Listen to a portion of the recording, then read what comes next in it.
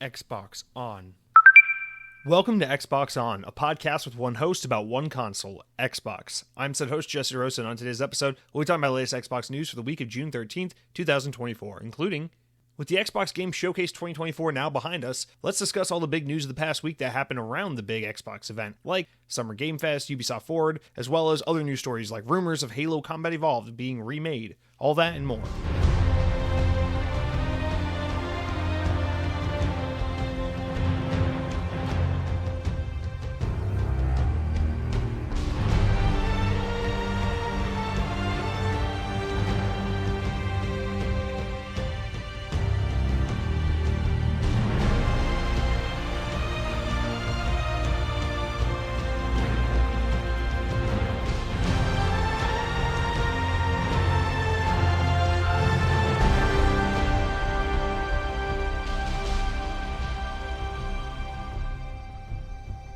On this day, this week in Xbox history, there we go, yep, we're doing week, not day anymore. Anyway, on this week in Xbox history, Eternal Sonata was released for the Xbox 360 in Japan.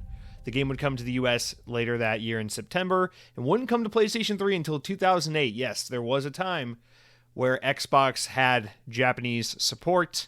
It was exclusively during the 360 years, and we'll never get it back again. Shout out to Tango Gameworks. Wow, what a great way to open the show. Guys, Mike Clark writes in and says, Xbox On, the definitive Xbox and food podcast. Damn that intro music. Of course, referring to the Gears of War 2 music we played last week. Or, hell, it hasn't even been a week. It's been like 3 days. Oh, my God. Guys, welcome to episode, what is this, 263 of the Xbox On podcast. It feels like it's been a week. Wow, a lot's happened. All right, so here's the quick rundown just to make sense of it all. Last Thursday, the podcast went up as usual. It was just a regular week. Then on Monday, I put up a special episode that's not going to get a numeric attachment to it. It's just a special episode separate from everything else to celebrate and talk about all things that were talked, revealed, shown at the Xbox Game Showcase this year. That was a really fun 2.5-hour episode I did on Sunday night. So that is out now for your viewing / auditory pleasure. I guess really just listening pleasure because there is no video version of this podcast. Anyway, so if you are looking for all the news about the Xbox Game Showcase, it's already out. It's on a separate podcast. It'll be if on podcast services, it will show us the most recent episode before this one. But the purpose of this episode, now that we're back into our regular Thursday schedule, is to go over all of the news that happened right before the Summer Games Fest and all the weekend showcases happened, as well as all the stuff that happened after the Xbox event. So we got Summer Game Fest, we got Ubisoft Forward, we got a couple news stories that happened on Friday after the podcast went live last week, we got Dragon Age, we got all this other stuff to talk about here. It's been a hell of a week, so unlike usual weeks where we can pretty much cover everything there is to say, this week I kind of had to pick and choose a little bit. There were some smaller news items or things I just didn't, it's just we have so much to talk about. It's like, can I really stretch this podcast out to 3-4 hours to discuss like the most minute details of things that I don't care about, you probably don't care about? It's like, all right, let's just try to stick to the big topics of the week, as well as, the things that we know are specific to this podcast. Like, for example, most of the world might not think Sonic the Hedgehog is all that in a bag of chips, but goddamn it, if there's a Sonic story, we're going to talk about it. And oh yeah, boy, we're going to talk about Sonic on this episode. All right, so with that formatting out of the way, let's get into the regular segments of the podcast. We will have our normal run of show. We'll just talk about Summer Game Fest and Ubisoft Forward during the main news segment, and otherwise, it'll be a pretty standard show in terms of format, although be warned / a little tease for those of you who look forward to it. I know I do. The comment section this week is quite robust. We have a lot of comments. A lot of people wrote in about their takes on Summer Game Fest, but mostly their takes on the Xbox Game Showcase, so we'll get into all those comments and all of that, so really excited to get into it with you guys. So let's kick off this week with, well, there are no notable game releases to discuss really this week. So I would just say, hey, if you're not playing Destiny 2, stop being a stupid, dumb baby and go play Destiny 2, because the final shape is really good. In fact, I was going to finish it last night, but I was so tired from everything this weekend plus work, I just fell asleep on the fucking couch.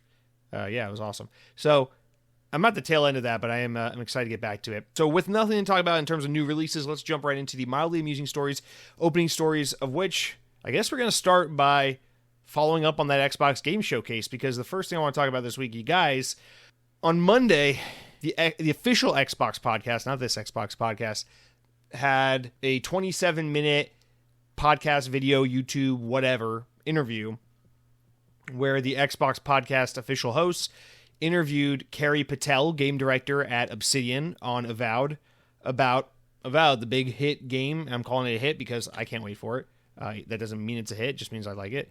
About Avowed, basically, and we got a really good deep dive. So if you're excited for Avowed, if it's like your most hyped game of the year like it is for me, this is definitely something you want to check out.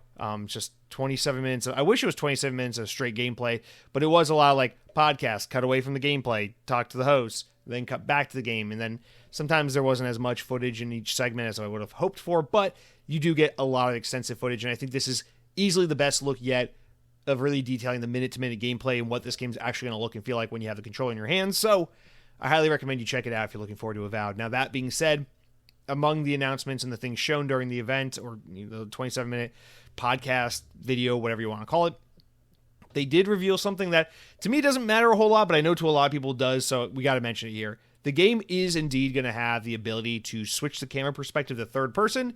So if you're one of those people that plays Skyrim, Fallout, whatever, as a third-person game because you just can't handle first-person, well, good news for you. That is an option in Avowed. It's been confirmed. And one thing that really made me feel good watching the 27-minute video was that they were touting about how they took to heart a lot of the criticisms and feedback they've received from previous showings, that the combat looked a little choppy and clunky and didn't really look like it was all that refined, and that's really the key thing they've been working on a lot over the past few months, is trying to get the sound design and the animations and everything to click in just such a way that it really feels connective and really satisfying when you swing your sword or your battle axe or whatever in this game. And you can tell from this gameplay that it looks like it feels a lot better to play than, the showing of the game we got back in January during the developer direct. So I would say, all in all, this game is just still looking so great. This is, if you want an Elder Scrolls style game from the people that make Fallout 76 and Outer Worlds, or not 76, Fallout New Vegas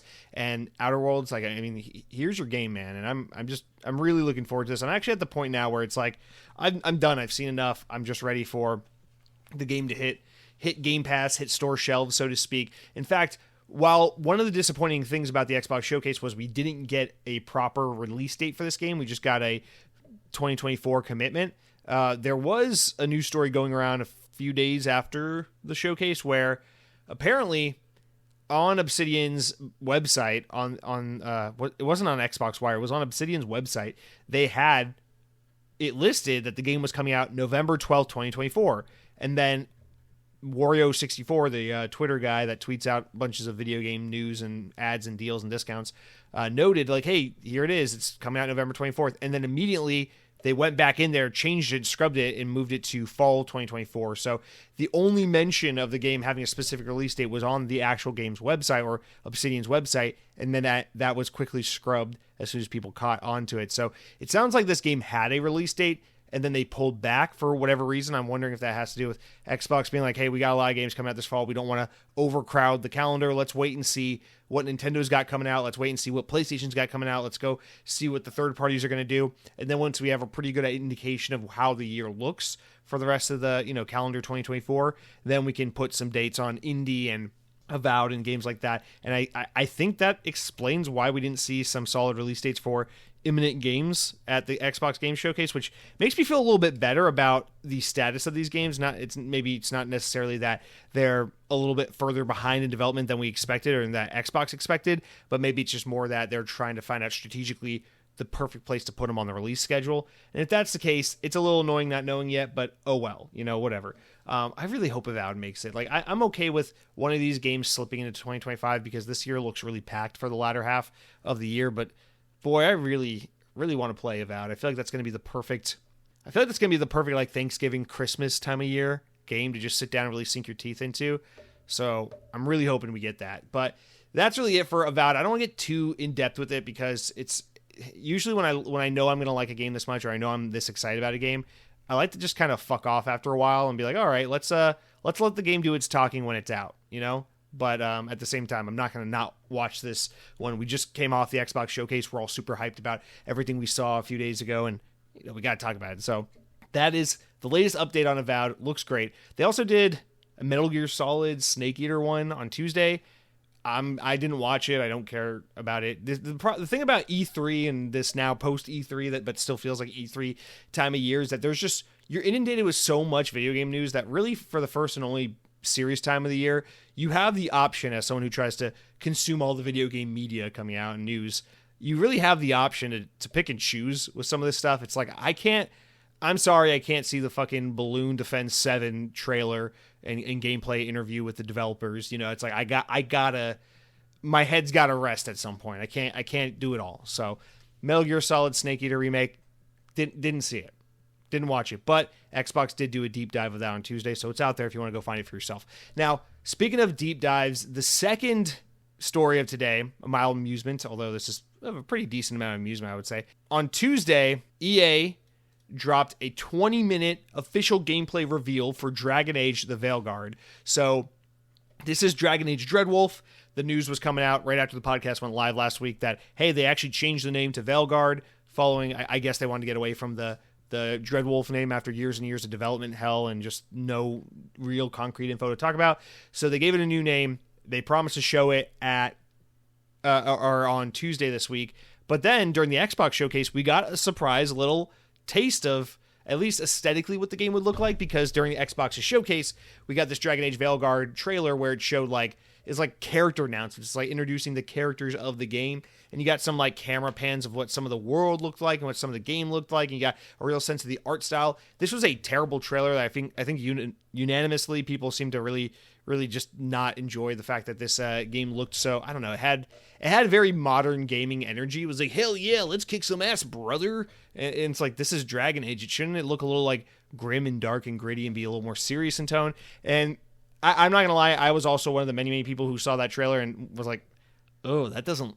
I'm not a big Dragon Age person. Like, I don't know the series well enough to really speak to it with any authority, but I'm pretty sure that's not what Dragon Age looks and feels like. And so I was a little off-put by it, but at the same time, I was like, between when we get the gameplay reveal and when we next podcast, we'll be able to talk about the actual game itself. So whatever. I just tried not to really mention it last episode.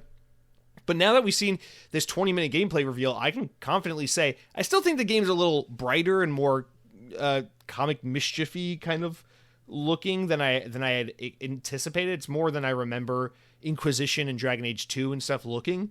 But that being said, the actual gameplay and the world building and like the seeing the game in action, doing the thing it's actually going to do, and not just seeing some PR teaser trailer pre-rendered thing. This game looks like a lot of fun. It looks like a very good game. The problem with it is, like, on a personal level, it's like I can't trust Dragon Age, because it's one of those games, like, I never played it during Dragon Age 1, 2, or Origins, and my brother was always so high on these games, and I just never really gave a shit about them. And then around the time Inquisition came out, I would say that was around the time I started, like, kind of maturing a little bit with my game taste and being like, I need to get outside of, like, platformers, FPSs, and racing games. I need to, like, try to get into RPGs a little more. So I remember downloading Inquisition like a month or two after it came out and being like, okay, this is like the hottest game this holiday season. I want to see what this game's all about. It's getting amazing reviews. It got Game of the Year from IGN. Like, what is Dragon Age Inquisition all about? I got maybe 90 minutes into that game, turned it off, never went back. I was like, oh, I'll get back to that. I like it. I'll get back to it. Just never got back to it. I felt it was cumbersome. It was just confusing. It was just overwhelming. It was like immediately you're in an open world, and immediately you have to like go into this building and like look at a quest map and start like latitude and longituding your way around the mountains of Eldingdorf or whatever. And I'm like, all right, we're fucking done here. There's a little bit of a hard turn, from like Titanfall and Wolfenstein earlier that year into this game. So for me, I was just immediately out. And I just assumed it was like, maybe one day I'll come back to that, or maybe they'll make another Dragon Age that'll be more my speed. And fast forward, and that was 10 years ago. So, again, I don't have extensive experience with the series. I have an eye for what Dragon Age looked like. And I remember that when Dreadwolf was in development, in the more early stages, we were getting those reports that they were trying to take inspiration from more recent action third-person games like God of War and trying to implement some of those combat styles into this game. And I mean, the game definitely looks a little more action-packed than I remember Dragon Age looking. I could just be really wrong about, how action-intense those previous Dragon Age games were. But this game does look a little more cinematic and action forward, which I think is going to make the game a lot more palatable to newcomers and mainstream audiences. But at the same time, it's like we live in a world now where a game like Baldur's Gate 3 can be a smash hit commercial success, or like Elden Ring. So it's like, I don't know, 10 years ago, games like those would have been so fucking niche, and today anyone can get into them. So I don't even know that Dragon Age necessarily needed to make itself more palatable and casual for a wider audience, because it seems like people probably would have eaten this shit up either way. Regardless of all of that, again, as someone who doesn't know Dragon Age well enough to get into the nitty-gritty and to speak to it, I will say this. This game looks like it is a well-polished, well-put-together, finalized product that has a clear vision, it has some really creative intent behind it, and at the very least, I suspect, especially with this confident 20-minute gameplay segment they showed, with some cutting ahead, they said for story purposes, they cut out some parts so that it doesn't spoil anything. It looks like this is mostly 20 minutes of straight gameplay, and it exudes a kind of confidence that I don't feel like we got when BioWare put out Anthem back in, 2016, 2017? And it definitely has more of a confidence than what we saw with Mass Effect Andromeda back in, God, what was that, 2015? 2014, 15? My God, I mean, that was the Dragon Age B team, but regardless of the fact, that was the BioWare B team, rather. The point being, this looks like probably the first game since Dragon Age Inquisition 10 years ago where BioWare looks to be putting out something, despite the fact that the studio is the same studio it was 10 years ago, only in name. I mean, the staff has changed over so many times since then. This looks like the most confident, fully fledged, proper game to come from them in a decade. And it's crazy to think that in all that time, between the Mass Effect trilogy and the old Dragon Ages that everyone loved back in the 360 era and everything, there was practically a whole generation where BioWare was absent/missing hard with games like Mass Effect Andromeda and, of course, Anthem. And you look at a game like Anthem and compare it to this, and I'm not ragging on Anthem. I played Anthem very little, and I actually think, someone who didn't get far in Anthem but played the opening of it, I think the controls and the combat in Anthem actually fucking rocked. It's just I never played the game enough to really know what it was like beyond its surface level mechanics. But night and day different. You can tell this is like a totally different team with a totally different opportunity and vision to be making this third-person action role-playing fantasy game versus a Destiny clone, And it feels good. It feels like this game. There's something about this gameplay where it's like I feel like this is the game the developers tried to make.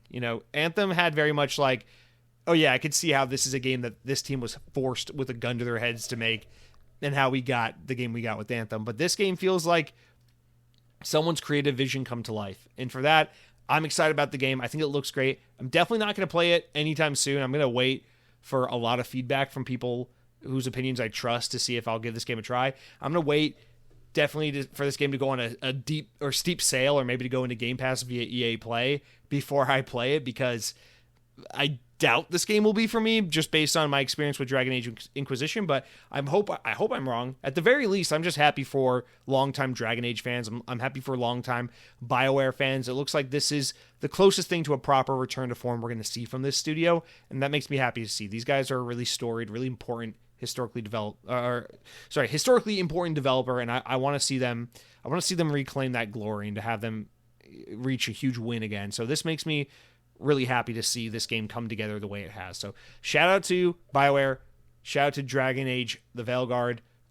Big old double middle fingers to EA for the most excruciating, 6 years of nonsensical teases when this game was in development. It was just not a fun time to cover this story or to follow it along in any way, shape, or form. So that sucked, but at the end of the day, if the game's good, that's all there is to it. And this game, while we can't say for sure yet, it definitely looks good. So cool. Moving forward, speaking of Metal Gear, so this is a quick one. Not really much to say about it, but this is another game that didn't really get a release date during its Xbox Showcase showing, but GameStop accidentally published a pre-order page for it that teased a November 17th, 2024 release date.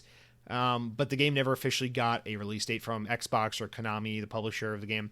And so the product listing on GameStop's site then changed it from November 17th to the generic retail December 31st placeholder launch date. So anytime you see, like on Walmart.com, BestBuy.com, GameStop.com, a release date for a piece of media that says December 31st, whatever, in this case it says 2025. But whenever you see December 31st, that's not a release date. Nothing comes out on New Year's Eve. That's why they put that date. It just means the game is supposed to come out by the end of the year. There's no release date for it. So it's just a random arbitrary numerical date they slap on there. And that's what it was changed to. So maybe it's coming out November 17th. Again, maybe Konami's doing like what Xbox is doing with Avowed, and they're just trying to see kind of where the pieces fall on the map as all these other publishers start to put their flags in the ground for release dates for Mario 76 or whatever the fuck they throw out when Nintendo finally does their Direct in a little while. So maybe everyone's just kind of waiting that out, and then Konami will be like, okay, cool, here's a week where it's less crazy with releases, we'll put the game out then. So for now, just know maybe November is where they're looking at for Metal Gear Solid Delta, Snake Eater. All right, let's wrap up the opening news stories with an update on Call of Duty Black Ops 6. That's right, you thought we were gonna get away from Call of Duty. Fuck you, bitch. I had my friend, my close personal friend, Philip Spencer, purchase Activision just for the sole purpose of giving us an excuse to discuss Call of Duty more and more on this podcast. So, haha, you suck. All right, from VGC, Call of Duty Black Ops 6 will release on Game Pass day one. That was confirmed recently, but the content available to subscribers will vary depending on your membership tier. Now, you might remember if you listened to the Xbox Game Showcase podcast a few days ago, that this was the only game on Xbox Wire that had weird verbiage about how it would be available on Game Pass. Everything else was just like, available day one on Game Pass. But this one was like, available on Game Pass day one via select tiers. Okay. So here's the confirmation of how that's going to work. Microsoft confirmed that Black Ops 6 will release on October 25th for Xbox Series S and X, Xbox One, PS5, PS4, and PC. Following that announcement, the publisher Activision detailed Black Ops 6's Game Pass tier availability. Game Pass Ultimate subscribers and Game Pass PC members will receive full access to Black Ops 6's campaign, as well as the online multiplayer and zombies content. So in short, if you have Game Pass Ultimate, the highest tier Game Pass of the Game Pass subscription, or you have Game Pass PC, which is basically everything there is to get with Game Pass, but only on PC. You don't get any mobile streaming or console content. You will have full access to Black Ops 6. Everything the game has to offer will be included there. Okay. Now, Game Pass console subscribers will receive access to the game's campaign only, whereas Game Pass Core is required to access the online multiplayer. So remember, Game Pass console is the version of Game Pass that gives you access to the Game Pass catalog, but does not give you access to online play. So like if you have Game Pass console, you can play whatever games are not multiplayer required on Game Pass, but you can't hop on the Master Chief Collection and play online with your buddies. Sorry about that, guys. I just realized I locked my cat in the room with me, and she was clawing at the door trying to get out. I feel so bad for her now. Anyway, where were we? So if you have a Game Pass console, you can play the campaign because you have access to Game Pass, but you can't go online and play zombies and multiplayer. If you have Game Pass Core, which gives you access to play games online, it also gives you access to a select catalog of curated Game Pass games, but not the full library. Then you just get access. I think you get access to the multiplayer only, right? That's how that's going to work? Yeah. Or no, that's it. I'm sorry. So if you're subscribed to Game Pass Core, which is just the thing that allows you to play games online and gives you access to a select number of curated Game Pass titles, you don't get Black Ops 6 at all. So the lowest, cheapest tier of Game Pass, which is basically just Xbox Live Gold rebranded and reworked a little bit, those guys don't get access to Black Ops 6. Everyone else gets some or all of the content. So that is the way they're handling this. I'm very, very surprised.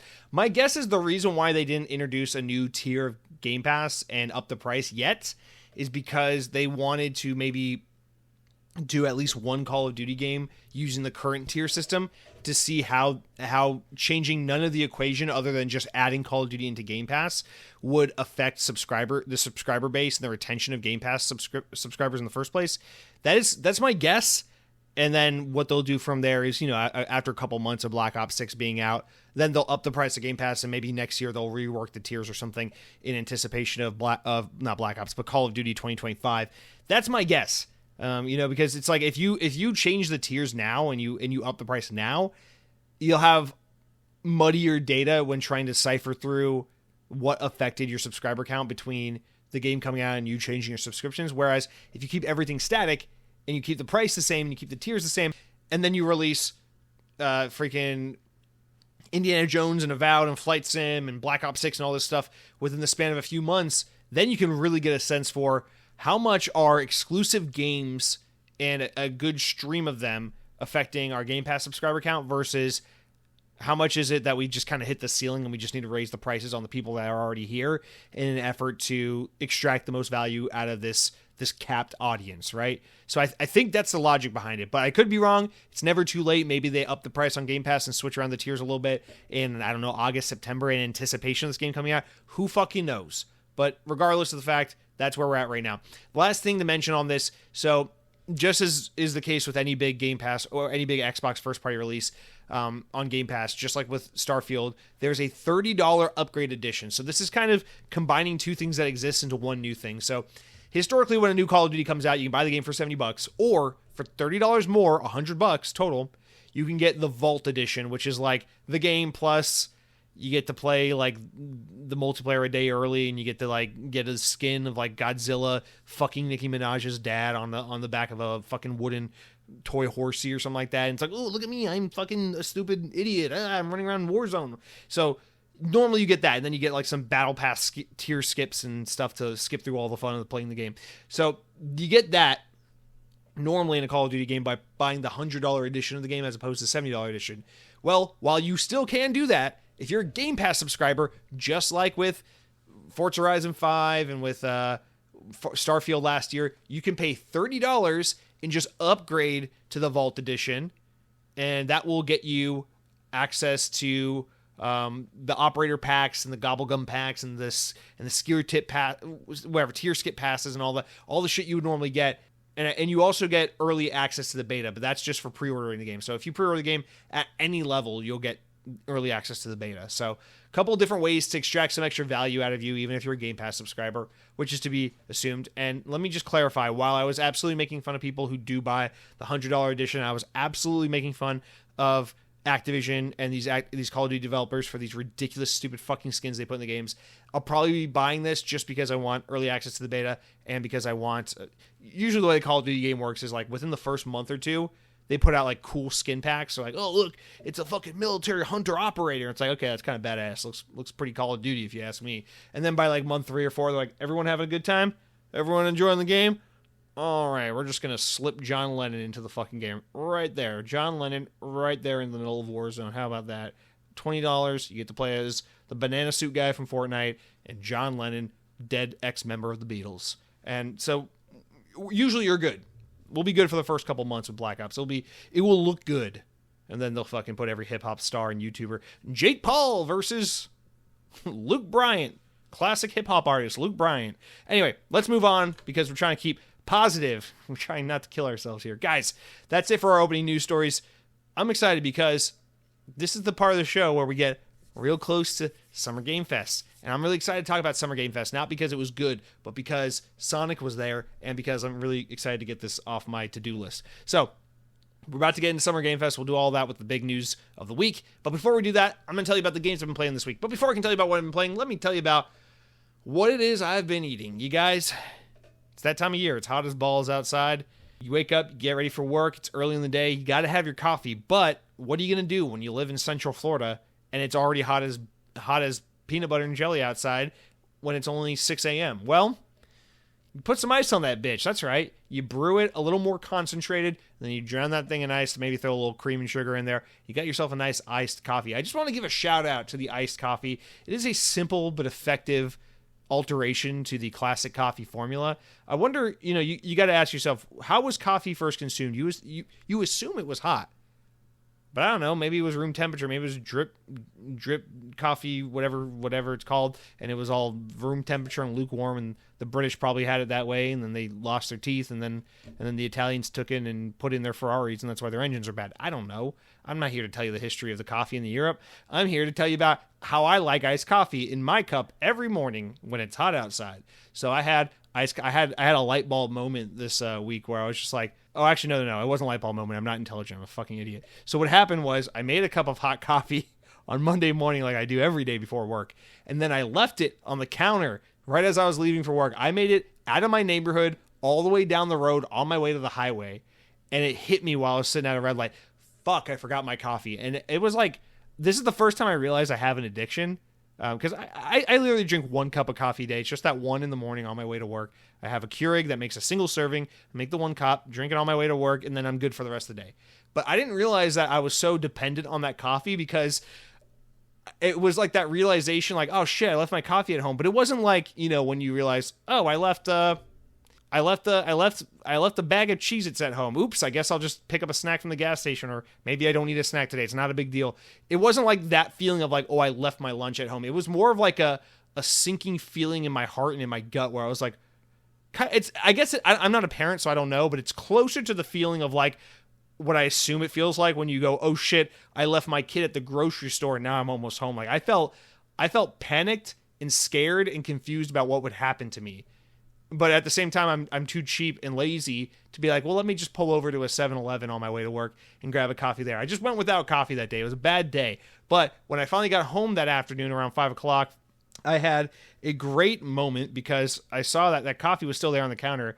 I thought my girlfriend had like put it in the fridge or thrown it out or something. But nope, it was just sitting right there on the counter. And I said to myself, well, it's just black coffee with literally nothing in it. It's just black coffee, or there's sugar. It's just black coffee and sugar sitting there on the counter all day.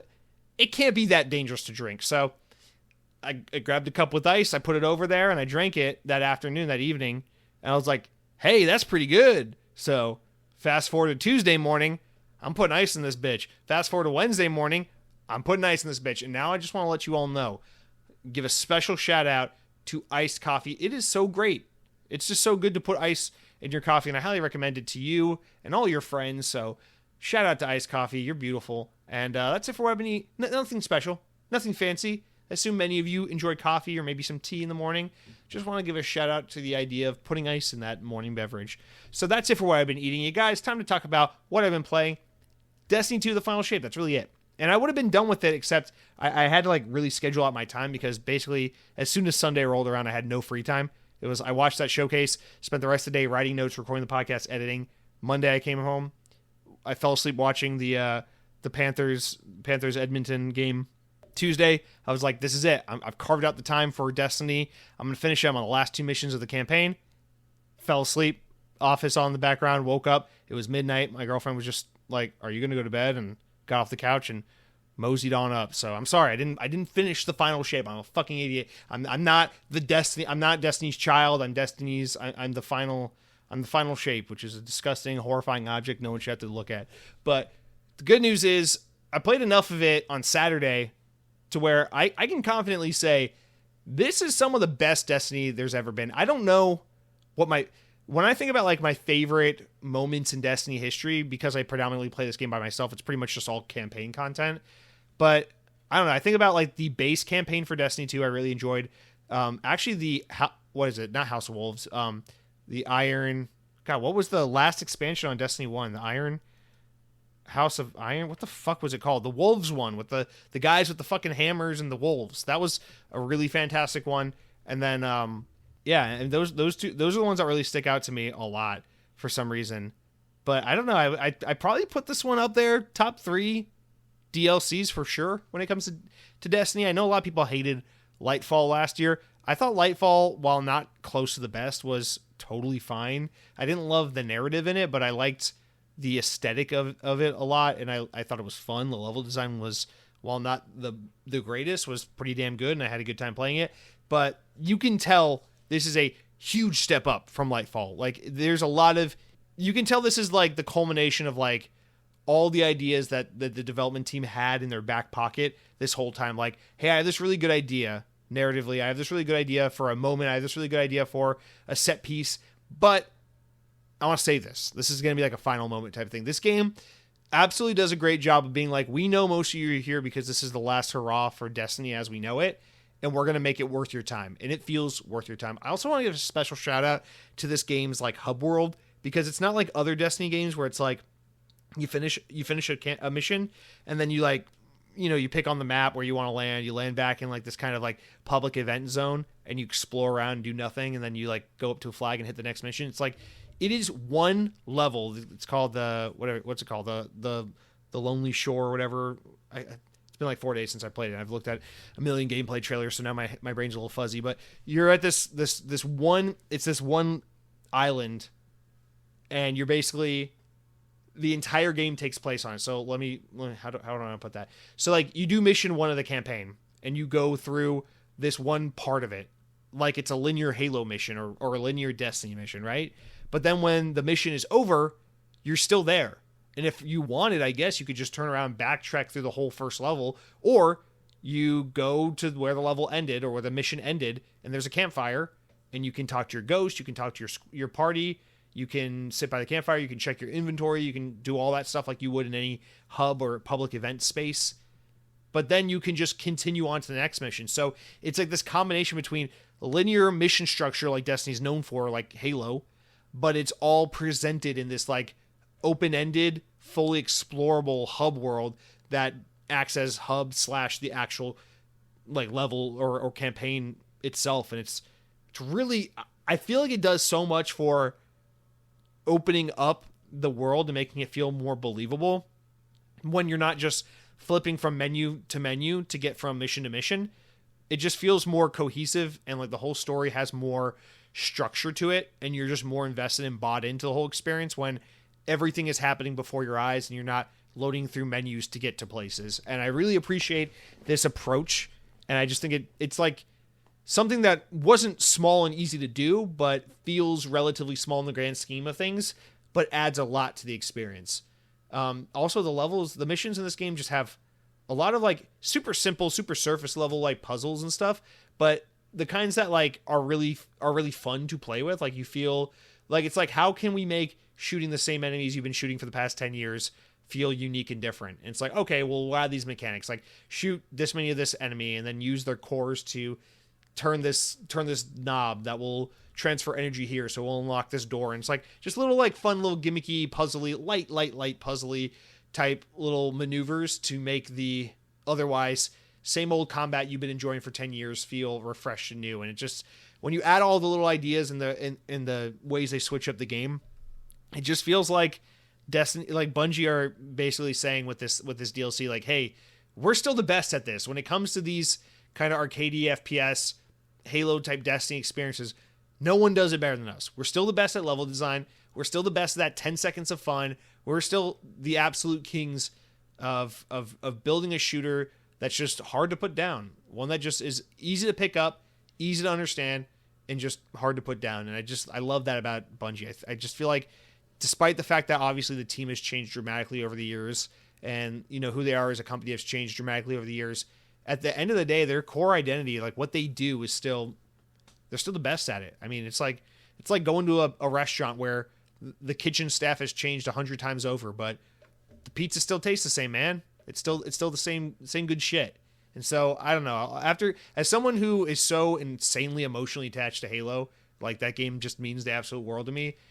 And as someone who just really appreciates and admires Bungie as a developer, I gotta say, I've been playing video games released by this team for almost my entire life at this point, and I don't know, man. Like their stuff still, it hits harder than pretty much anything else anyone makes. Like I don't get as hyped for a new Destiny expansion the way I do like a new Halo game. I don't really think many people do, but whenever I'm sitting down playing new Destiny content, I'm always like, fuck, man. Like these guys, it's still the same kind of cozy, warm feeling I got like all those years ago playing Halo 2 and 3. So I give a shout out to the Final Shape. I think it's really good. I don't want to talk narrative stuff. I'm a little frustrated about it because at this point I've given up. I know I'm not going to get to raid in Destiny. I've been trying to raid with people for like 45 years at this point, it feels like. So I've given up. I don't do that. I play campaign content. Every once in a blue moon I'll get the itch to play like Crucible for a week or two. But I don't really do Destiny beyond just like playing through the expansion, having fun, and moving on with life. So I'm a little upset because I know a lot of the story content then gets locked behind that last raid, but I'm not going to do that last raid. So I don't fucking know what to do. I guess I'm just going to play through the campaign, watch a My Name is Bife video, and then move on with life. So shout out to Destiny 2, the Final Shape. You might be the Final Shape, but you are not the final Bungie game that I will put inside me. I don't know. Fuck it. Guys, let's take a quick break here, get into the main news, and talk all about that Summer Game Fest. You know you want to. All right, so starting out with Summer Game Fest, then we'll go over everyone's thoughts and opinions on Summer Game Fest because we got some comments. Then we'll move into Ubisoft Forward. Then no one wrote anything about Ubisoft Forward because, spoiler alert, it was a waste of everyone's time. And then we got a couple of regular news stories. So, a lot to get through. Let's just start out with Summer Game Fest. Now, spoiler alert, heads up, unlike the Xbox Game Showcase, just forewarning you because I'm not trying to be negative, I'm not trying to be a downer. I can't feign excitement. I'm not an influencer. I'm not, I can't be like, wow, and then they showed Geeky Pocket Edition coming from Timmy and Tencent, and now available on iOS. It was just so really cool to see. I can't do it. Never could be a Disney vlogger. So instead, what I'm going to do is just go through them and tell you how I honestly feel. Unfortunately, it's going to be a lot of, this wasn't it for me. So just be warned. But there's some good stuff in here. We will find some fun things to talk about. First thing I actually want to talk about is something that's not coming to Xbox because it's interesting, and I feel like Xbox people should be aware that this is happening. And I'm talking about the first big announcement of the show, which was LEGO Horizon Adventures. Now, this is a game that was actually leaking like crazy the past couple of weeks, and then was finally revealed here. Now, I think this game, first of all, just as a non sequitur, just total side note, I think this game looks cute, charming, and fun as hell. It's being made by Studio Gobo, which they always do a lot of contract for hire work, and I mean, you guys might know they do a lot of work for Microsoft, so this is kind of weird to see, but they're doing this game, not the Traveler Tale company that makes all the main LEGO games we're all familiar with, and they're basically taking PlayStation's Horizon series, Horizon Forbidden West, Zero Dawn, and they're making a LEGO version of it. It looks very fun. It looks kind of like it's in the spirit of like the old school LEGO games we used to get, like LEGO Star Wars and stuff back in the day, where it's less of like an open world kind of adventure-y, like multiple things to do in one, and more of like a classical straight playthrough level style, which I think even makes it only look more fun to me. In the way they translated the world of Horizon into LEGO form, it actually looks stunning. I haven't played the sequel, but I beat the first Horizon game on PS4, and I thought that game had a lot of potential and was very pretty looking, but kind of got boring, and I didn't like it as much as I thought I would. But I feel like as someone who has the attention span and brain capacity of a 7-year-old, I feel like this would actually be the preferred way to enjoy this game. Well, Jesse, that's a PlayStation game. Why the hell are you talking about that? Well, shut up, Dominic, or whoever the fuck you are listening, saying that comment. The reason I'm bringing that up is because this game is coming to Nintendo Switch. I mean, of course, it's coming to PlayStation. It's actually not coming to PS4, which is kind of weird. It's coming to PC, it's coming to PlayStation, so I guess I could play it on PC. But it's coming to Nintendo Switch, which is just weird as all hell. I think this is the first time PlayStation's brought something to Nintendo, right? Like, and I'm not talking about like the PS1 days or like when Sony was making games at a third-party capacity shortly before PlayStation 1 even came out. I'm talking about like in the modern past 20 years or so, like PlayStation hasn't done a damn thing on an Xbox or Nintendo console. I mean, except for, the one exception being MLB The Show, but that has a lot more to do with the MLB twisting Sony's arm and saying, put it on other platforms, and less to do with Sony deciding to do that thing. So this is something I think we have to note. We have to draw attention to this because this is Sony deliberately saying, we also have to expand outside of our home console, even though the PlayStation 5 is clobbering the Xbox Series brand in terms of hardware sales, even though the PS4 clobbered the Xbox One in terms of hardware sales, even though the PlayStation brand continues to clobber the Xbox brand in terms of consumer attention and mindshare and player base and retention and amount of money spent on the platform and all the rest. Despite all of those things, even PlayStation, just like Xbox, is recognizing this need to start to expand and broaden their, no pun intended, horizons when it comes to putting some of their games on other platforms. Now, we've known, and PlayStation's been putting games on PC for a while now. It's not new news at this point, and they usually wait a year or two until a game's a little older, with the exception of like some live service games like Helldivers. But for PlayStation to just be like, hey, we have this new game, we are putting it deliberately on the Nintendo Switch, I think that says a lot, especially because like we as video game hardcore fans always pit like Microsoft and Sony against one another because PlayStation and Xbox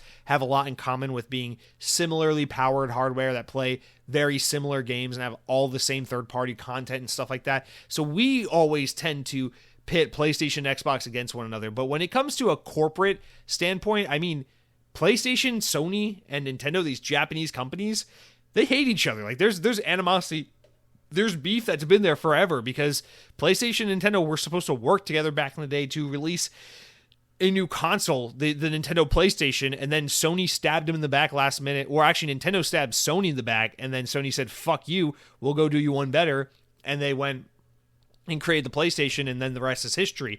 So there's a lot of animosity behind these companies, and they like it's a known thing. Like people talk about in the industry how like there is a rivalry, there is a tiff between these two brands, and always has been. Much, I'm sure here in the U.S., like Sony of America, PlayStation America, and Microsoft, of course, they're competitors on the marketplace. But for the most part, I feel like most guys look at Xbox and they don't think as much about it. Although I'm sure Sony pays somewhat attention. The point just trying to be that for PlayStation to deliberately ignore Xbox surprises nobody.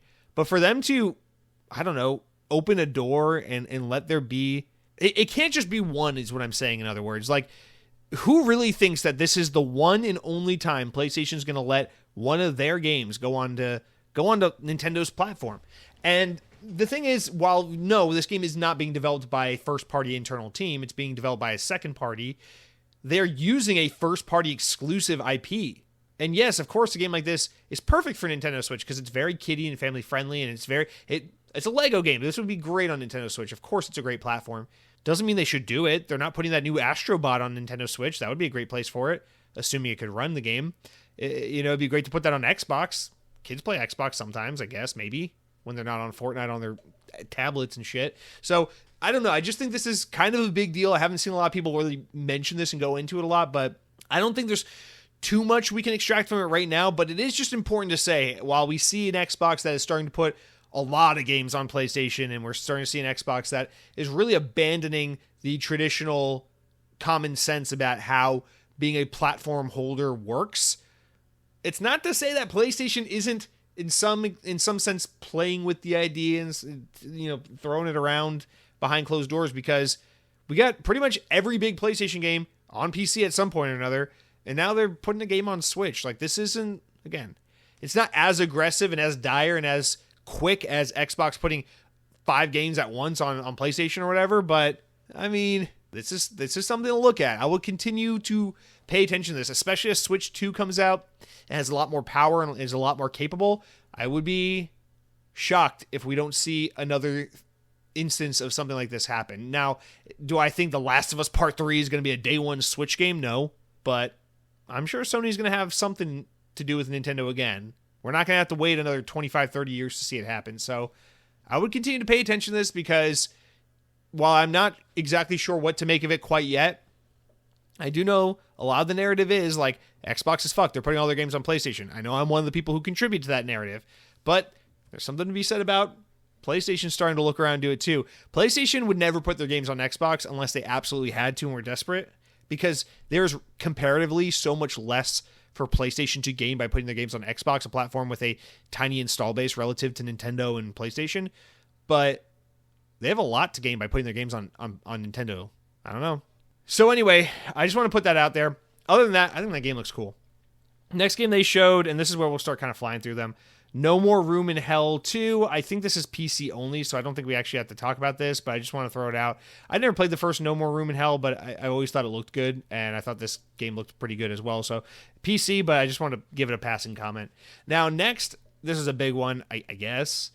Harry Potter Quidditch Champions. Now, I know this was a thing a lot of people were wishing Hogwarts Legacy had when it came out last year, and then the story was like, well, they're working on a dedicated Quidditch game. Well, I don't think this is what people wanted, or at least I don't know. They didn't really show sufficient gameplay, but it's all like cartoony and it looks like a Facebook game or a mobile game, and it's kind of, I don't know, cringy looking. It shows a little bit of gameplay, I think, and it just, I don't know what to say. Like, this doesn't look appealing or fun in any way. I could see young Harry Potter fans being like, oh, this is cool, and maybe like people who are Harry Potter fans first and then gamers second, maybe being like, oh, cool, a Quidditch game. I'm really into that. So I guess I could see that happening, but I don't see this in the way that Hogwarts Legacy is a game that managed to capture the attention of Harry Potter fans and gamers and, have that huge cross-section between the two. I feel like this is a game for people who are Harry Potter fans that also play video games, or people that are such big Harry Potter fans, they'll just buy anything with a lightning bolt scar and a British accent on it. So I don't fucking know what to make of this, but from what we saw, and I don't think there was too much gameplay technically, game looks like ass. I don't know how else to put it, but good for the people looking forward to this. Now, speaking of ass, this next game did not look like ass, and that is Cuff Bust. So I know my brother's really excited about this one, but Cuff Bust is this little prison break kind of indie game made by the developer of Choo Choo Charles, which is kind of like I don't know, what do you want to call it? Like a cult indie hit. I don't really know how else to put it. But anyway, I know this developer's gotten a lot of attention. Actually, I think it's a one developer studio. It's called 2-Star Games. I think it's just one guy. But anyway, I know he's gotten a lot of press. This guy's gotten a lot of play with his games, especially that Choo Choo Charles game that came out like a year ago.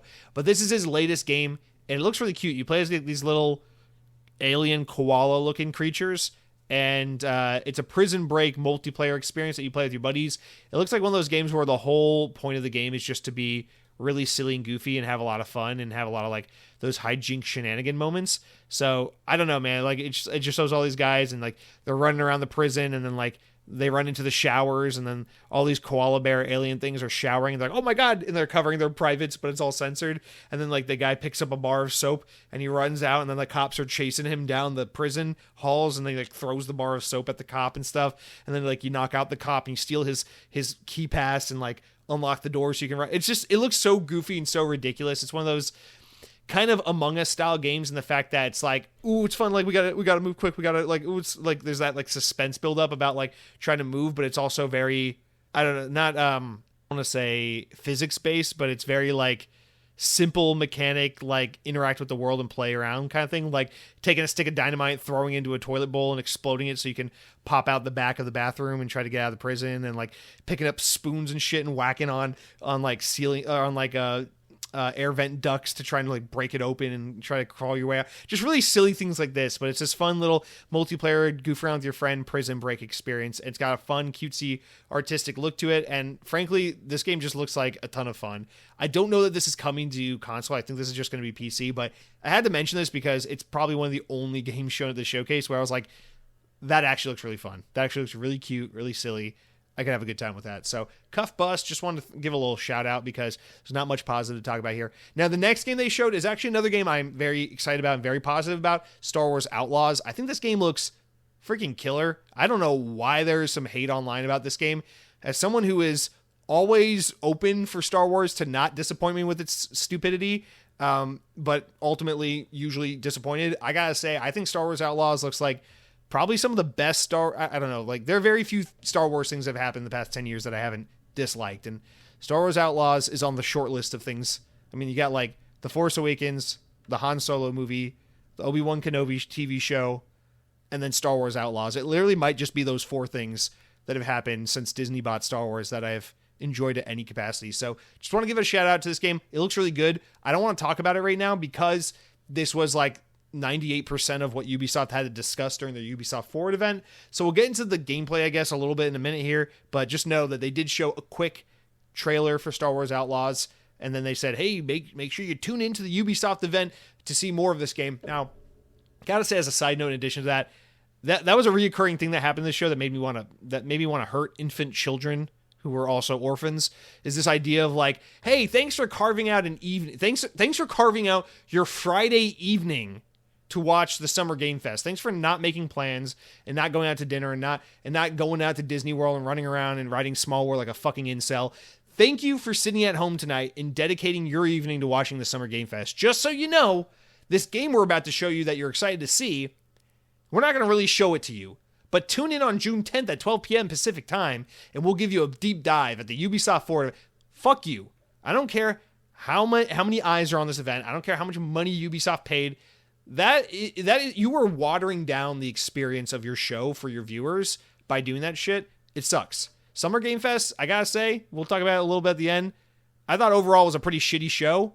I know a lot of people felt that way, but this is the kind of move that really added to that. Like, fuck this move, man. This is why the Xbox Showcase was incredible. It didn't yank your fucking dick and waste your time. It said, hey, you want to see a game? Here's a game. Here's a game. Here's a game. Here's a game. Here's Phil Spencer for half a second. Here's a game.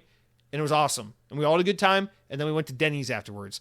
But Star Wars Outlaws showing up just to be like, you like Star Wars? You like being an outlaw? Well, tune in on Tuesday. Fuck you. With all sincerity, fall down a staircase. Thank you. All right, next up, Neva. Don't have to talk. Oh, wait, yeah, this is coming to Xbox. So this is the second time we've seen this. This is the game. This is the follow-up from the creator of, how are you supposed to say that? Gris? Gris? I know it's a big Game Pass hit. This is a big indie hit. I never played it, and I never played this either, but to me, it looks like more of the same. It is very pretty. It has a very stunning art style. It's also just one of those things where I'm like, I've seen so many games that, I don't know. Again, it's like, I have nothing to add here. It looks pretty. I'm sure it's good. It's just not for me. So this did nothing for me. It has that beautiful kind of like color palette style where the colors do all the heavy lifting, and the art design is otherwise pretty bare bones. It's got some Metroidvania thing going on with it. I'm sure it's awesome. Comes to Xbox Series and PC in 2024. So hopefully that's a game that makes people happy. Next up, speaking of games that will no doubt make people happy, Sid Meier's Civilization 7. This is a pretty good announcement. This is that big announcement that Take-Two was teasing when they said, hey, a beloved long-running franchise is getting an announcement at the Summer Game Fest, and we all said, ooh, this is a new Mafia game, or it's a new BioShock game. Well, psych, it's Sid Meier's Civilization 7, which I gotta be careful about the way I say this, because I know this is a huge franchise that has a lot of love behind it. This is a very well-renowned, critically acclaimed series, and I'm just too much of a lazy, stupid, short attention span dumb nut to be able to appreciate these games. I get that, but I see a trailer for a Civilization game and I want to go do a bagel break or something. It's like I have no interest for Sid or his Civilization. And so yes, if you want to do more of these like world building fucking Civilization style strategy games, then wish listed on Steam. It's coming out in 2025. This will come out on Xbox Series S and X, as well as Xbox One, which I'm surprised they're committing to for a 2025 game. Yeah, I think the big thing there was this is like the first time where they're going to launch the game day one on console and PC, not just on PC rather. So this is a big deal. I know a lot of people were really excited about this reveal. Personally, I wasn't going to be happy with this announcement unless it was that new BioShock game that's been in development for like 5 years and we haven't seen a thing of yet. So I don't know. Maybe that game has been canceled. Who knows? Black Myth Wukong. They showed another trailer for that. I still don't care about this game. It's that Chinese Souls-like game that actually the big news here was we found out that it's coming out on PlayStation and then it's getting delayed on Xbox. So that was the big news there, is that we're not getting that game on Xbox until after PlayStation gets it. So as if I didn't need even more reason to not care about this game. Go. And again, I don't mean to, I want to give this game its respect from like a narrative and representation standpoint, because I know like to someone like me, it's easy to look at this and be like, another one of these like weird, like old Eastern style Souls, like hard as dirt nails, whatever the saying is, kind of third person action games. Like, I don't care, but apparently this game is a big deal because it's inspired by and is a play off of like ancient Chinese like mythology and plays off that stuff in a way that's like really cool and really unique and exciting. So I do appreciate what it's doing from that standpoint, but I gotta be honest, this is like the second time we've seen this game, and it still has done absolutely nothing for me in the way of making me give a shit about its existence. Let's just put it this way. If all gaming was like this, I would have a different hobby. So no, it sounds pretty mean, but it's just my way of saying I don't have interest in this, so I can't lie to you here. All right, let's skip this next one because it's not on Xbox. They showed Metaphor ReFantasio again. I know this was revealed on Xbox's stage last year, so that was a big deal. But they confirmed that the launch date is October 11th, coming to PC, Xbox Series, and all that good stuff. This is I'm kind of surprised this game wasn't at the Xbox showcase, to be honest. But obviously this was a good marketing get for Xbox last year. I guess before they decided they hated Japan and laid off all of Tango Gameworks. Still looks like a different version of Persona with some kind of a more medieval fantasy kind of spin to it. I got nothing to say about this one. I dabbled in Persona 5, as you might know, last year. I thought it was pretty cool game. Wasn't going to commit to it. Definitely not going to play this. If I was going to play something like this, I would have played Persona by now. So it looks good. I'm excited for Persona fans. It just doesn't look like something for me. Next up, we got Blue Ball. This is not in order because this was actually shown earlier in the showcase, but Batman Arkham Shadow. This was the biggest blue ball event because basically the event started off and Jeff Keighley got out on stage. He's like, I just want to say it sucks that a lot of people have been laid off this year. And everyone's like, thank you for acknowledging it. He's like, I also want to say that it's a bad time in the industry and that we got to support creators. And everyone's like, cool, thanks for saying that. He's like, I also just want to shout out how awesome it is to be an indie developer because some of the biggest games out right now are indie games and AAA games are kind of failing to do and to see the beauty and the simplicity in these like small smaller scale, like creator focused games that we're getting on Steam and stuff that are just taking the world by storm. And it's like, cool. I appreciate you. It's a great way to start out the show. Great sentiment. I appreciate it. He goes, anyway, you'll be seeing games tonight like Batman Arkham. And everyone's like, what the fuck? We're going to get a Batman Arkham game? Okay. Good way to bounce back from Suicide Squad, I guess. And then like 2 game announcements later, he's like, just kidding, fuck you all. It's called Batman Arkham Shadow. It's only available on the Meta Quest 3. So I have an Oculus Quest 2. I can't even play it on that. I got to get a $500 Meta Quest 3 in order to experience this game. He's like, it'll be out this fall. And then I'm like, as if you couldn't make it any worse at this point, they then proceed to show a minute-long trailer that says, if you want to see gameplay, tune in like August. We'll come back with some gameplay. It's like, I understand this. Again, I know there's a lot of eyes on this event. I know it's a good opportunity to get your game and your name out there. Fuck you for wasting my time. I could have been on a yacht with like 70 bitches. And I don't mean, I'm not talking about women because that's disrespectful. I'm talking about pregnant dogs of all breeds. All breeds. I don't discriminate. We could be on a yacht smoking cigars, playing poker and all that shit. But here I am. No, I stayed home tonight. I'm here in my living room staring at the TV watching you tell me there's going to be a new Batman Arkham game that's psych not for console and that's psych not available on the VR headset I have, but a VR headset that basically no one has. And that's psych not even going to be shown with gameplay because I got to tune in 2 more months to find out what the fuck it looks like in action. Double middle fingers to you, Jeff Keighley. Jeff Keighley's babysitter from when he was young. Double middle fingers to Oculus and Mark Zuckerberg. You know he's having the last laugh there. So yeah, that was such a dog shit announcement. I just want to put that out there. Street Fighter 6 had some character reveals, which is boring as hell. We want to see new game announcements, not DLC for a game that only some people play. What else? Oh, this was a huge one. I actually tapped out and went to like get a water refill or something during this, but I saw that this lit the internet on fire, and I want to pay. I want to show some respect to it because I know this is a long time coming. So Dragon Ball Sparking Zero. This is kind of the game for the Tenkaichi fans from back in the day. I know, so people are really excited about this game, the Dragon Ball fighting game. And it comes out October 11th, so it's coming out pretty soon. And it'll be on Series X and S and PC and all that stuff. So just want to give a little love to the Dragon Ball fans out there who I know are hungry for a really good classic style Dragon Ball fighting game, and hopefully this is what you're going to get because it looks like so far people are really excited with what they're seeing, and that on paper at least it seems like the game people have been asking for. So just want to show some love to that. So that's Dragon Ball Sparking Zero. I'm not a Dragon Ball fan. I've never read, seen, done any of the Dragon Ball things. Although I guess maybe I am a Dragon Ball fan because Sonic the Hedgehog is so blatantly a ripoff of Dragon Ball in so many ways that maybe I am a Dragon Ball fan. I mean, I like Super Sonic. I like when Sonic goes super, and there are 7 Chaos Emeralds, which he almost always acquires at some point. So maybe I am a Dragon Ball fan. I just don't know it. One of those things I gotta give it a try one day. Speaking of Sonic the Hedgehog, the next game they showed was Delta Force Hawk Ops.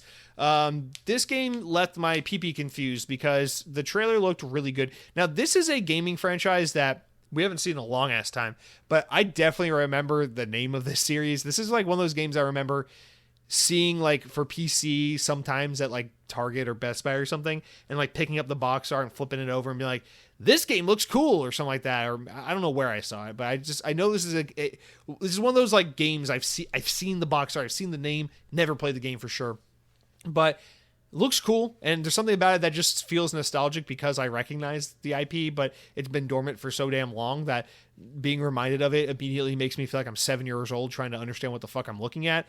So there's something warm about this game from that perspective. Now, that being said, these games were made by THQ back in the day.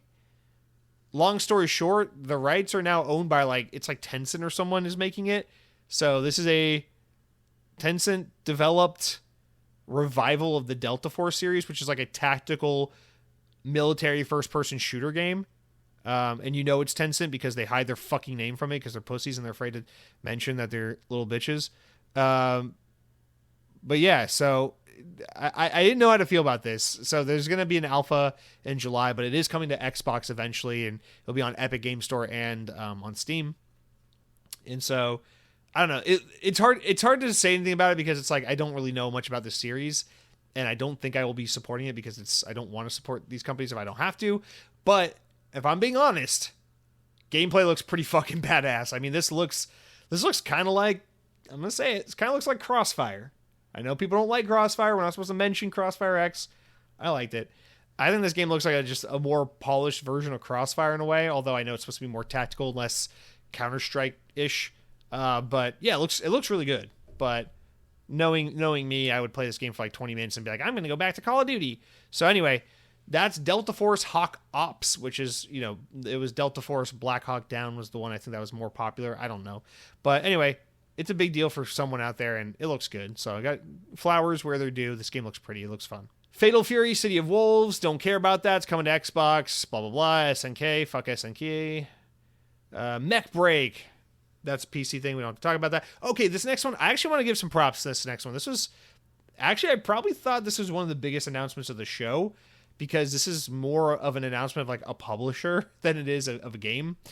But Blumhouse, I don't know what Blumhouse is. I know it's people in the horror community talk about it a lot. I don't know if it's, I think it's like an indie horror movie studio that specializes in like these kind of budgety cult horror films, and that's gotten a lot of name recognition and love over the years. Pretty sure I'm right in saying that. But Blumhouse is expanding into the world of gaming. And during the showcase, they had a guy come out and announce, hey, Blumhouse Games. It's like their new video game publishing vertical. And they unveiled a couple of games. So one of them was called Crystal Theater of Idols. One was called Fear the Spotlight, and a couple others. They did a sizzle reel, and they have a ton of games in the works right now. So a studio that has made a name for itself over the last decade with horror movies. Like this is just an excerpt from IGN. Horror movies like Megan and Five Nights at Freddy's is entering the games business. Instead of launching a new endeavor with just one video game project, the studios announced a variety of horror games from teams like Eyes Out, Half Mermaid, Cozy Game Pals, Perfect Garbage, Play Me Studios, and Vermilla.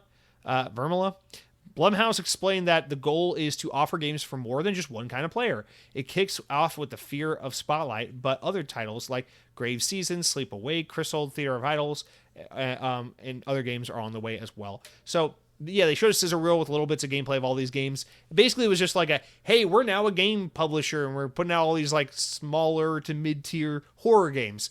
Couple things. I really want to give these guys props because, well, first of all is, anytime horror comes up on the show, I'm not a horror guy when it comes to movies. I don't enjoy horror. Horror actually kind of makes me want to hurl and cry. I just don't. There's something about like watching horror that I can't handle. I love a good haunted house and I love a good horror game, but I hate horror movies. I don't know what it is. I guess I like horror when I feel like there's an active participation where it's like I walk through the haunted house, I control the character and play through the horror game. But I don't like horror when it's like you build up the suspense and all you can fucking do is watch. You can't do a damn thing. It drives me nuts. I cannot handle it. I don't enjoy it. I hate horror movies. But I really love horror in video games. I think horror is such a match made in heaven for video games. And I think this is such a great idea for them to expand into video games, especially because I think horror in gaming has been on the rise like crazy the past 10 years. I mean, you got the Outlast series is huge.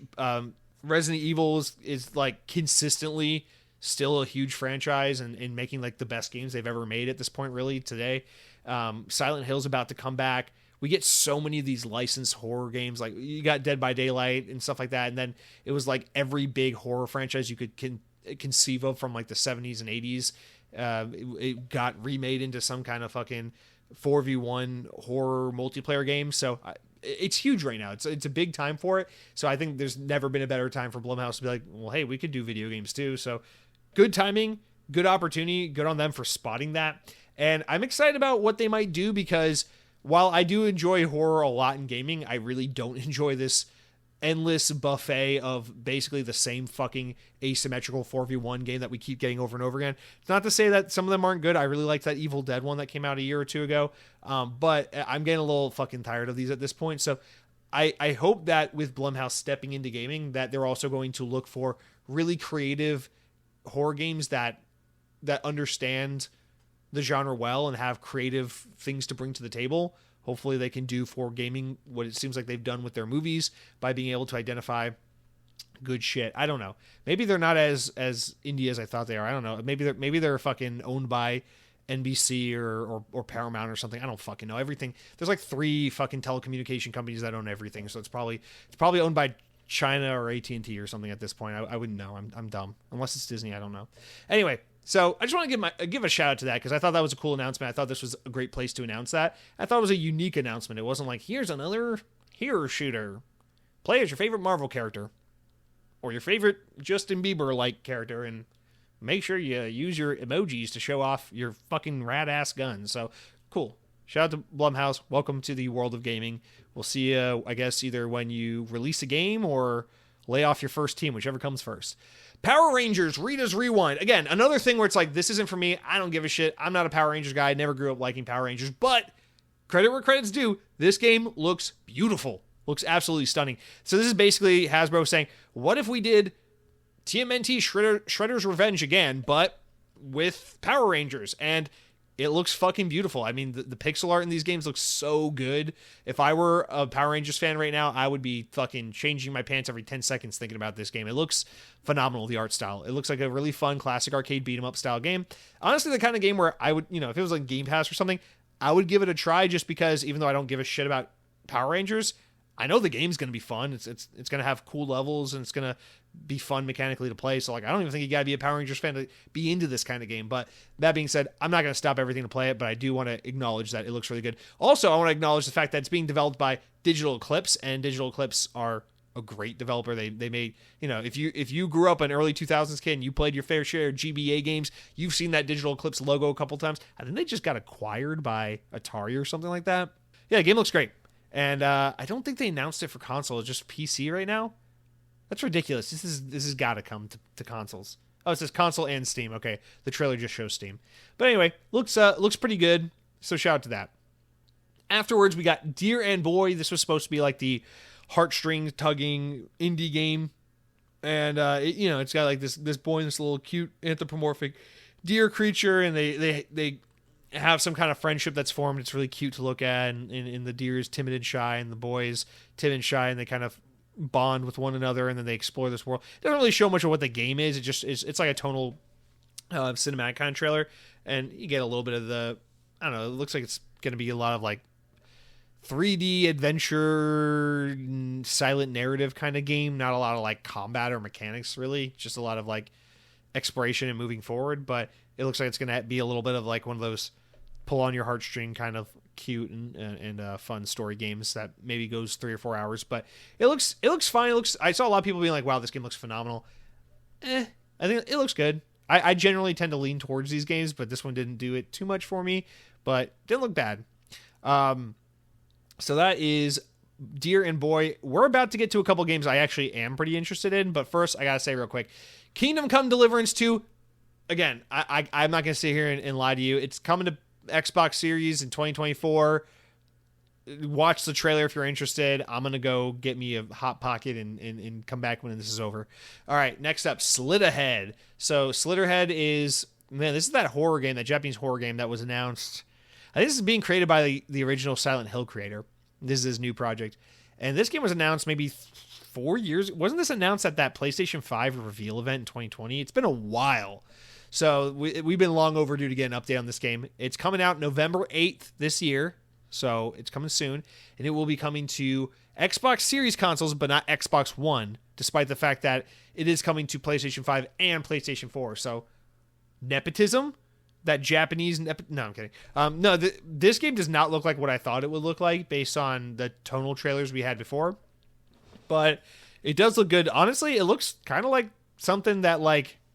It looks like something between like a game Tango Gameworks would have made, and then crossed with something Sega made or something. Like it looks interesting, but it's got like this open world night streets of Tokyo kind of thing going on, and like this possessive force that like takes over these different beings and makes them powerful and ridiculous. You got like claws and creature parts ripping out of your bodies, and you're attacking other creatures, and it actually looks pretty fucking cool. I don't really know exactly what to make of this game after seeing the gameplay trailer, but it looks ridiculous and chaotic, and this is the kind of thing I'm talking about. Like, this game is clearly a horror game. It's a horror action game. You know, it's not like scare your pants off horror, but it's visually it is so horror, and tonally it is very horror, and it looks like a shit ton of fun and like something I would really enjoy dicking around. It's ridiculous. You can be like this possessive force and like be this kid and run around the streets and then zap your way to a man who's like standing out on his apartment balcony, and then jump off the balcony and then like transfer your genetics or your fucking being to this dog. And it's just ridiculous. Like, it's all this silly stuff is happening, and it looks like a shit ton of fun. So I want to give a shout out to Slitterhead, a game we've been waiting to hear more about for like 4 years at this point, and it doesn't look like it's gonna, you know, change the world or anything, but it looks like a very fun action, wacky Japanese horror, creepy game coming out November 8th. Terrible time to launch this game. Absolutely terrible time to launch this game, but I will be interested to see more. So shout out to Slitterhead. Next up, they showed, I want to skip over this one, but I'm not. Karen? It's another one of those climbing games like Jasant, which is still my backlog for Game Pass.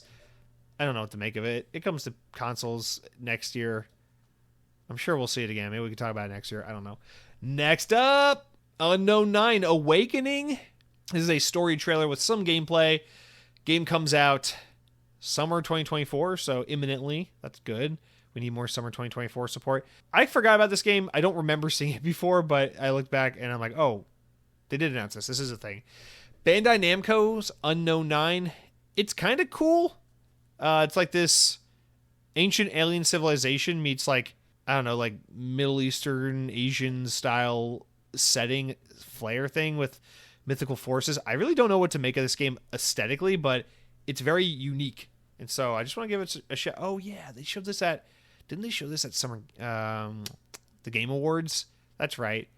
Isn't this being developed by like an Indian team published by Bandai Namco? And that was like one of the big marketing points behind it. I don't know. It looks cool. It looks interesting, but like I still don't feel like I've seen enough of it to like really understand what the hell exactly it is. But I appreciate its uniqueness, at least from a setting and artistic standpoint. It looks unlike anything else we've seen before. So shout out to that. But that game is supposed to come out. Oh, I'm sorry, I misread. It's coming. It's coming out later. It was supposed to come out this summer, but it missed that launch date. So now it's coming out in fall. So it got pushed back to the fall. This game's getting buried. I don't know. I hope that's not true, but it looks like that game might get buried by everything else happening this fall. All right, here we go again. I keep thinking I don't care about this game, but I think I care about this game. Yeah, this is that new game from Nexon, the Korean publisher that did Guild Wars. So it's called First Descendant. It's a looter shooter, which I like looter shooters. They're a fun time, which was shown last year at Summer Game Fest. Now this is the second time we're seeing it. So the trailer shows co-op gameplay. It's an action RPG looter shooter type game with gun-focused gameplay, whatever. It's coming to Xbox One and Xbox Series consoles and PC, and will be a free-to-play game. So no reason not to at least give it a try, right? I think this is coming out imminently. It comes out in July 2nd. Yeah, so this game is, I'll give it a go. You know, July is the time of year where it's like, hey, where are the games? Why do we have to have 75 games come out in the month of November when there's like one game coming out in July? So I appreciate them releasing this at the appropriate time of July. I think the gameplay looks very compelling. I didn't like the trailer all that much. I felt like it was too character focused, story focused, not story focused. You know, like it's just like a lot of like that showing off, painting over a girl's arm and weapon and stuff. It's like, show the game. But the gameplay itself looks pretty fucking cool. Looks fun. So this game is due, you know, as a free to play game. It's due for the old college try, and I think Nexon usually backs, you know, pretty decent games and usually is behind some pretty good stuff. So I say why not? But First Descendant, kind of a generic name, kind of a generic look in terms of its characters and its weapons and stuff. But the gameplay does look fun, so can't fault it. At the end of the day, if it's a fun time, it's a fun time. It's it kind of gives me like, I don't know, it's like what Warframe is to Destiny. This game looks like to what was that one that came out a few years ago that I liked a lot? That People Can Fly one that came out a few years ago. I don't know why my mind's blanking, but it looks like that game, but like with a Asian flair to it, with, you know, with like the suits look a little too future mechy and everyone's got anime hair, that kind of thing. Anyway, it looks decent enough. I'll give it a go. But speaking of anime hair, the next announcement was by far my favorite part of the entire show, really the only reason worth seeing the show at all, and that is Dune Awakening. Just fucking kidding. It's Sonic X Shadow Generations. Yeah, you stupid bitch. So this was announced earlier in the year. This went from like, oh cool, I'll get it, to like, oh, I'm really excited. Now, a remake or a port or an uprise of Sonic Generations, that is egregious as all hell and totally unnecessary. I don't need that. No one needs that. Game looks and runs great on Xbox via backwards compatibility. I guess if you're a loser moron who has a PlayStation, I guess that you can't play this game anymore because they don't have backwards compatibility. But on Xbox, it's been kind of useless to remake a game like this. But the selling point is this Shadow content, where Shadow's going to get his whole ass separate game and campaign within this game as a separate, like, so when you boot up the menu, I guess you'll be able to launch into Sonic Generations or Shadow Generations or whatever it's called. And that is an all original new campaign. Now, I assume it will be a quick, like 6-7 level, 4-hour most kind of game, if that, probably 3-hour game. And that's why they're bundling it with Sonic Generations, is because it's not enough to be able to charge $60-$70 without it.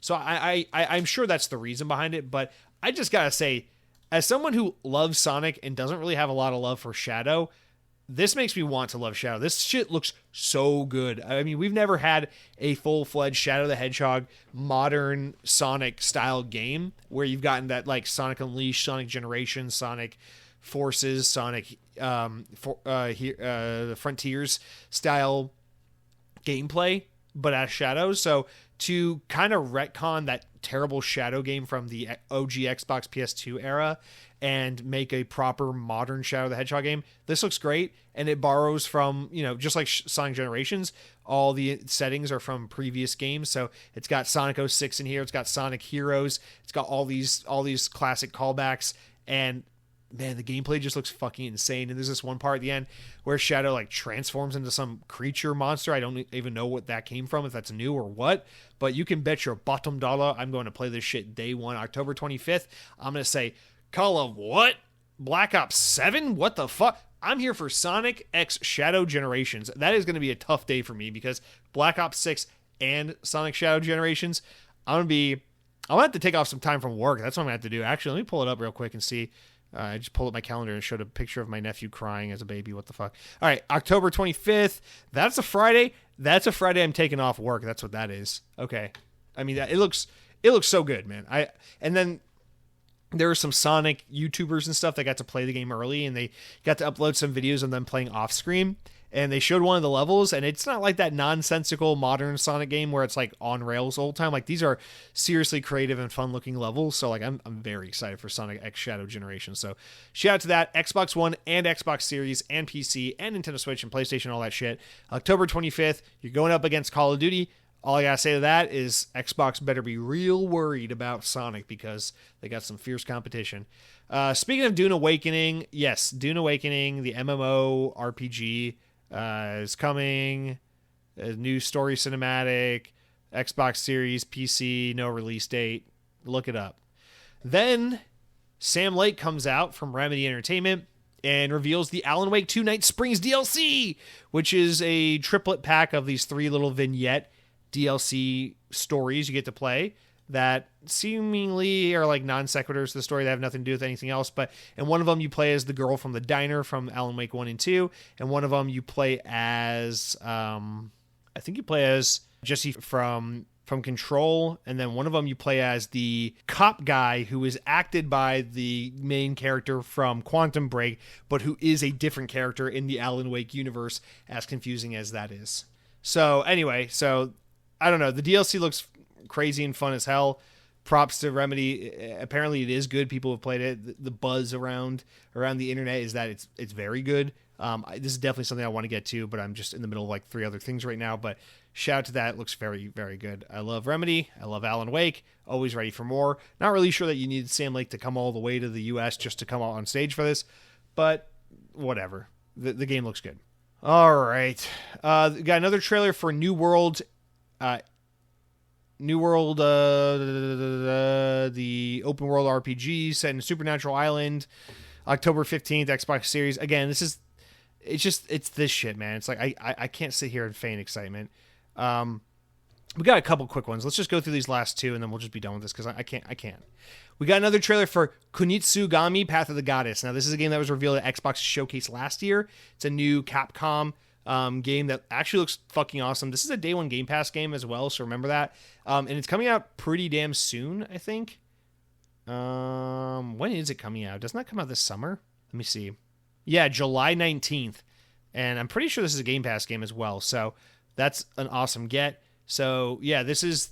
I don't know how you want to describe the gameplay of this. It's third-person action, and it's this, like, old, like, mythical Japanese, like, weird monster creature kind of samurai stuff, but it has a lot of color and artistic flair and style to it. It's got kind of like a horror creature thing going on with it. Actually, aesthetically, kind of reminds me of like a old style Japanese version of Scarlet Nexus a little bit, but the gameplay has some RTS mechanic where like you play as your main character and it's like hack and slash combat style stuff, but you also control like a small army or a couple other creatures as well. So it has like some light RTS type mechanics with it. Very unique. I think they're expanding upon. Well, actually, I don't know. It seems very like Wonderful 101 inspired, maybe. I don't know what else to really compare it to, but it looks really cool. I am very intrigued by this game. Very much want to try it. And again, day one Game Pass, July 19th, perfect time of year to release it. Capcom's on a fucking roll. It seems like mostly everything they put out these days is really good. So just want to put it out there. Pal World got an update. Valorant's coming to Xbox, so it's not going to only be on PC. They showed a new trailer for Skate, EA's Skate, the new Skate they've been working on forever. They showed some pre-alpha footage. They showed like a 5-minute fucking video they did with Tim Robertson from I Think You Should Leave, which was very funny. It was very much in the vein of the show. It was very Tim Robertson, so it was a really fun trailer, but so expensive and so unnecessary and so over the top for no real reason, because I guess that's just what you do when you have a lot of money like EA. Instead of employing your people and paying them right, you just lay them off and then hire Tim Robertson to do a funny video to promote a skateboarding video game, whatever. Then they did a long egg commercial for some stupid fucking iPhone game that had like 75 really famous actors. That was weird. And then they did a Monster Hunter Wilds trailer. So even though we just got a trailer for Monster Hunter Wilds, now we got another one. And we're going to see more of that in August at Gamescom. So they did another one of those like, you like Monster Hunter? Well, tune in 2 months. We'll have more to show you. And then they ended the show with Phantom Blade Zero, which is not coming to Xbox. It's only on PS5 for some reason. So we don't even have to talk about that. So that is the gist of what the Summer Game Fest was. That took a little longer to go through than I thought it would. But again, it's like, I don't know. I said with the Xbox event, it's like, I think on average, a good showcase is a showcase where maybe 1 in 4 or 5 games is something you're like, oh, that looks good. You know, maybe there's one game you're like, oh my God, that game looks amazing. But then maybe there's a couple other games where it's like, I'd play that. Oh, that looks good. And from that point of view, I think Summer Game Fest was a success because, especially going through them one by one with you guys right now, I'm like, yeah, there's a decent amount of games here I would play. But it's like the pacing. Why was it 2 hours? And why were some games shown for like 6-7 minutes? And why were some games there just to be like, check us out in 2 months at this other event? We'll be there. And it's like when you add up all those things and the unnecessary celebrity endorsements and the stupid fucking 5-minute trailers for iPhone games about eggs, it's like, you're wasting my time. You're disrespecting my time. This is such nonsense. And it makes you feel like the event was worse than it is. So I know Cronky, you wrote in a comment we're about to get to, and you're like, it was a good event. Why are people hating it? It's like, they hate it because the pacing was shit and the event was so disrespectful of our time. And so how do you not hate it? That's why. So I don't know. Was it a good event in terms of having a little something for everyone? Yeah, I think it was a solid showing. It wasn't amazing, but it was solid. It was a C+ type event from purely speaking about the games and the games alone. But how was it from the pacing and the overall presentation point of view? An F-. It was terrible. Like, it was just so boring. It was so cringy. And then you juxtapose it with the Xbox event that happens not even 48 hours later, really, where it's like Xbox fucking gets it. I mean, don't get me wrong. Xbox has had some cringy showcases in the past. Xbox has gone through their own heartburns and ups and downs over the years trying to figure out how to do this right. But they got it down to a science, because I know people are giving Xbox their props for this year's showcase. I got a newsflash for you. Xbox has had good showcases, I would say, for like the past 6 or 7 years, and they've only gotten better over time. But I don't think they've really had a bad showcase in quite a while. So I just gotta be honest with it. You put the showcase Xbox just had right next to Summer Game Fest. Yeah, maybe one's a C and one's an A plus, but when you put them both together, one's an A plus S tier and one's a fucking Z rated. Can you even get a Z? Can you get negative points on a math test and get fuck F? You got Z, the last letter in the alphabet, because that's what this was. It was terrible. The presentation sucked. And I like Jeff Keighley. I like to give the guy props. I think he usually puts on a good show. Generally, it's like the Game Awards is a pretty good show. Summer Game Fest is a total hit or miss. And then opening night live at Gamescom is also total hit or miss. Much higher quality when the Game Awards come around than his other events he does. But yeah, I mean, I just gotta be honest, man. This event was a really bad time to watch. But if you're just gonna catch the recap and see all the things that were announced, there's some good shit here. Definitely a little bit of something for everyone. A couple things to be excited about. And yeah, I'm looking forward to some games. So that was Summer Games Fest in a nutshell. God, the Xbox one was so much better. And let's wrap up Summer Game Fest by reading your comments. A couple of you wrote in. Starting with Mike Clark, who says, I found the show to be highly enjoyable. A significant improvement over last year's event. It progressed swiftly and valued the viewer's time. Well, you and I have very different experiences there. There were some impressive games showed, such as Cuff Bus, Once Human, Karen, why am I saying that wrong? Metaphor, ReFantazio, the new Lego game, and Warhammer Space Marine 2, all of which looked fantastic. However, the highlight for me was the new Night Dive Studio remaster of The Thing. I can't think of a more suitable studio to bring a horror classic to modern platforms. I totally forgot a couple of these games, and thank you for writing that comment, because you just brought out how I forgot some of these. So yeah, so Night Dive is remaking The Thing, which was a rumor for the past couple of weeks, so good to confirm that that's real. I know people are really excited about that because The Thing video game was like a continuation of The Thing horror movie, and it's like locked forever to like Xbox and PS2. So for that to be brought forward is a big deal for a lot of people. So that is cool. And then they showed Space Marine 2 again, which we've seen a million times. That game looks excellent. And that is also a Game Pass game. I'm surprised we didn't see it at the Xbox showcase because it's a day one Game Pass game, if I'm not mistaken. But that game looks really good as well. And then you brought up the game. You didn't bring up the game, did you? No. You bringing up games I forgot made me remember. I forgot the most important game that was at Summer Game Fest, which is not really, but a very important game that was at Summer Game Fest, which is, what is that fucking Bean game that you showed? That Bean game that's being created by one guy, and it's like that third-person action game with freaking Matrix physics. It's being made by this guy who worked on VFX for the Matrix movies, and it's like a third-person shooter where you play as an actual fucking like bean in this cartoony world, and you're like shooting up humans, and you're like doing like time slowdown dives and shit. It looks awesome. So I forgot about that game as well. I don't know if that's coming to Xbox. I hope it is, but that game looked awesome. Yeah, it's called Killer Bean. It's in early access this summer. It looks great, and we don't know if it's coming to console. I forgot about that game. Thank you for bringing that up, because otherwise I would have forgot. And I'm glad you enjoyed the show, Mike Clark. To each their own. You and I have very different opinions of how that show went. But again, I think you have the right spirit. There's a little bit of something for everyone. You found a couple games. You're like, hey, I play all these games. These look great. And from that point of view, yeah, it was a decent showing. I thought the presentation, the pacing was terrible, but I'm glad you enjoyed it. Speaking of people who are high on it, Cronky writes in and says, Summer Game Fest and Day of the Devs happened. We're not talking about Day of the Devs. I'll chime in on my initial impressions. What's that? You didn't ask? Get over it. No, you're welcome here. Number 1, Alan Wake 2. This is why we are here. Remedy has been hinting at this, so I'm pumped to jump back in. Number 2, Cuff Bus. This will be the best game ever that no one ever played with me. Oh, I'll play with you. Civ 7. Guess I better go play Civ 6 a bit, and then since I've been meaning to for the better part of a decade. Number 4, Blumhouse Games had a very impressive presentation. I love that. I love this, and I love that instead of just diving in with their own team, they are partnering with indies. Yeah, so they're doing publishing, and they're looking out for good games and then publishing them, which is great. Killer Bean looks hilarious. UFO 50, that was the Day of the Devs, but wow. We don't have to talk about that. It's Dev the Dev. Sorry. Battle Aces, a new streamlined RTS by several of the leads of StarCraft 2. Oh my god, you nerd. And then oh my god, you said between the last 3 game shows, there's like 17 games in total. Capcom needs to chill, and weebs need to stop spending so much.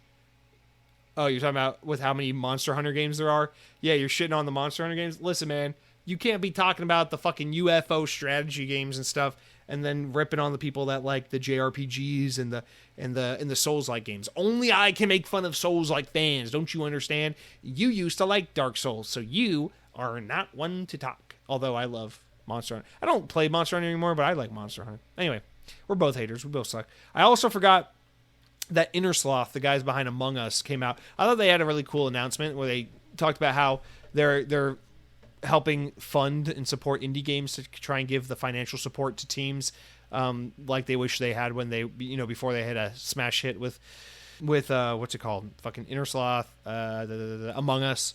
So I thought that was really cool, their initiative, and that they were spotlighted and did that. So another pretty cool moment of the show that I forgot to mention. And then our final comment here is from Corny Puddle, who says, I'm a huge Dragon Ball Z fan, so with the release announcement of that game and what we have to look forward to on Xbox, I am very excited. Well, Corny Puddle, I'm very happy for you, man. It's a good time. There's good shit for everyone. That's no doubt about it. I'm ragging on Summer Game Fest a little bit. If I'm being honest, there's about 50 games more than I can actually find time to play that are coming out this very year that look very enticing. So we have a problem on our hands where there are just too many good games. Speaking of too many good games, let's wrap up these games showcase events with Ubisoft Forward. So, all right, let's try get through Ubisoft Forward in under 2 minutes, because that's Summer Game Fest was disrespectful of our time because of like the forced ads and the cringiness and the lack of understanding how people want to consume this kind of content. Ubisoft Forward was just a straight up disrespect, waste of everyone's. I'm so glad I had this playing in the background while I was at work looking at emails and shit, because I would have been so pissed if I ordered a Domino's pizza and sat down behind the TV to actually watch this dog trash. Opens up Star Wars Outlaws. They show this thing for like 15 minutes. Game looks great, by the way. It looks like it's trying to be more of its own thing, not just Star Wars GTA. It has a little bit of Starfield in it. It has a little bit of GTA in it. It has a little bit of that Ubisoft sandbox open world thing going for it. And I think this game fucking nails Star Wars. I like that it's High Republic. I like that it pays homage somewhat to the prequels a little bit, although it does have too much of that ugly Star Wars OG look to it that I dislike a lot. I really wish we got more Star Wars that embraced the prequel era aesthetic, because as someone who was born in 1995, prequels are just that's just my Star Wars. That's like, to me, Phantom Menace, Revenge of the Sith, like that's the Star Wars aesthetic that I like the most. So anyway, I think that game looks great. I guess I said we get back to and talk about it some more. I don't really want to talk about it. This is kind of the game I don't want to really see or think about again. I'll just play it when it comes out. But it looks really good. If you don't want to spend $70 on it, you can subscribe to Ubisoft's Ubisoft Plus or whatever it is for like $17 a month and play this game, and then unsubscribe after a month, and you can get this all, and you can play the new Assassin's Creed, and you can play the new Avatar game and all that stuff. It's a great value. But yeah, this game looks really, really good, and I'm excited to be excited about something Star Wars. Yeah, I'll definitely give this game a go. It looks like a very fun time, and it comes out in September. It comes out August, right? I don't know. It comes out soon. Yeah, August 30th. That's a pretty solid release time frame, I think. So, all right. And after that, they went to Prince of Persia: Sands of Time remake. This is one we've been waiting to see for a while. They did a trailer for it, coming out in 2026. The game's still got a lot of ways to go before we really see more of it. And then they did a deep dive into Assassin's Creed Shadows, the new Japanese cool Assassin's Creed game. I have no interest in this game. I feel like we've seen it 75 times in the 2 weeks since it was announced, and I'm tired of it already. Then they announced a new game called Anno 117 Pax Romana, revealed for Xbox and PC, coming in 2025. I have no fucking interest in this. It looks like a fucking Egyptian pharaoh world-building RTS strategy something. And then, aside from that, they had tons and tons of trailers and updates for DLC and new seasonal content for Skull and Bones, Avatar Pandora Land, Siege, Rainbow Six Siege, and X-Define, and the Crew Motorfest. And even though I like some of these games, or some of these games look good, it's like, holy shit, you really called us all here and spent all these millions of dollars to hold this event? just so you could be like, by the way, Star Wars Outlaws, that game we've showed you 5 times in the past week, here it is again. By the way, Assassin's Creed Shadows, that games we've shown you like 5 times in the past week, here it is again. By the way, here's like a bunch of DLC for some of our games that have been out for like a year to 7 years already. So see you next year. It's like, oh my God, Ubisoft. They didn't even show Just Dance. What the fuck's happening with Just Dance? They still make that game? Is that over? Anyway, that was a waste of time. That was atrocious. That event actually made Summer Game Fest look pretty good by comparison. So that's it. That's how bad Ubisoft Forward was. I really thought we'd have at least 1 or 2 more substantial things to discuss, but no, I want to show this event the same amount of respect it showed me. So fuck you, Ubisoft. I love some of your games, and I think you get an unfair rep sometimes. People are a little hard on Ubisoft, but if I'm purely talking about this event, fuck you. You wasted my time. All right, that's it for all the big events that took place. So we talked about the Xbox Game Showcase.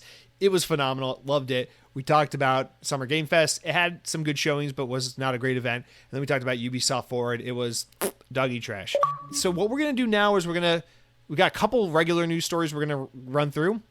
And then we're going to do our small news stories as always. And then we got a ton of listener feedback about the Xbox Showcase, which I'm excited to hear from you guys about. All your thoughts and opinions about Xbox's showcase now that we've had some time to sit with it and you guys have some opinions, and it'll be fun to get through. So starting off with our first news story before we get into all that, and this is really the only like big one I want to get into. The others are just some quotes from Phil Spencer, really, and that's about it. Shortly before Summer Game Fest and all this stuff kicked off last weekend, this story from The Verge started coming out, and everyone was talking about it real quick. It was a big deal for a minute there. That Microsoft's apparently, and this is from VGC because Verge paywalled this story, and I'm not subscribed to The Verge, so this is from VGC. Microsoft's reportedly considering bringing a newly remastered version of Halo Combat Evolved to PlayStation. That's according to a new report from The Verge, which claims that the project is in the early stages of development at Xbox. It says that the game is one of several titles that's being weighed upon for inclusion as part of Microsoft's new multi-platform push, which is codenamed Project Latitude internally, which we learned about from Jez Corden recently. While it already has a strong foothold on rival platforms thanks to perennial bestseller Call of Duty and Minecraft, Xbox recently announced plans to bring additional titles to PlayStation and Nintendo Switch, starting with Pentiment, Hi-Fi Rush, Sea of Thieves, and Grounded.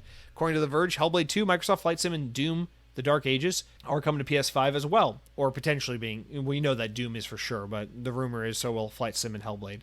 That's weird. I feel like, come on, don't do Flight Sim. Just let that be a weird PC thing. I don't know.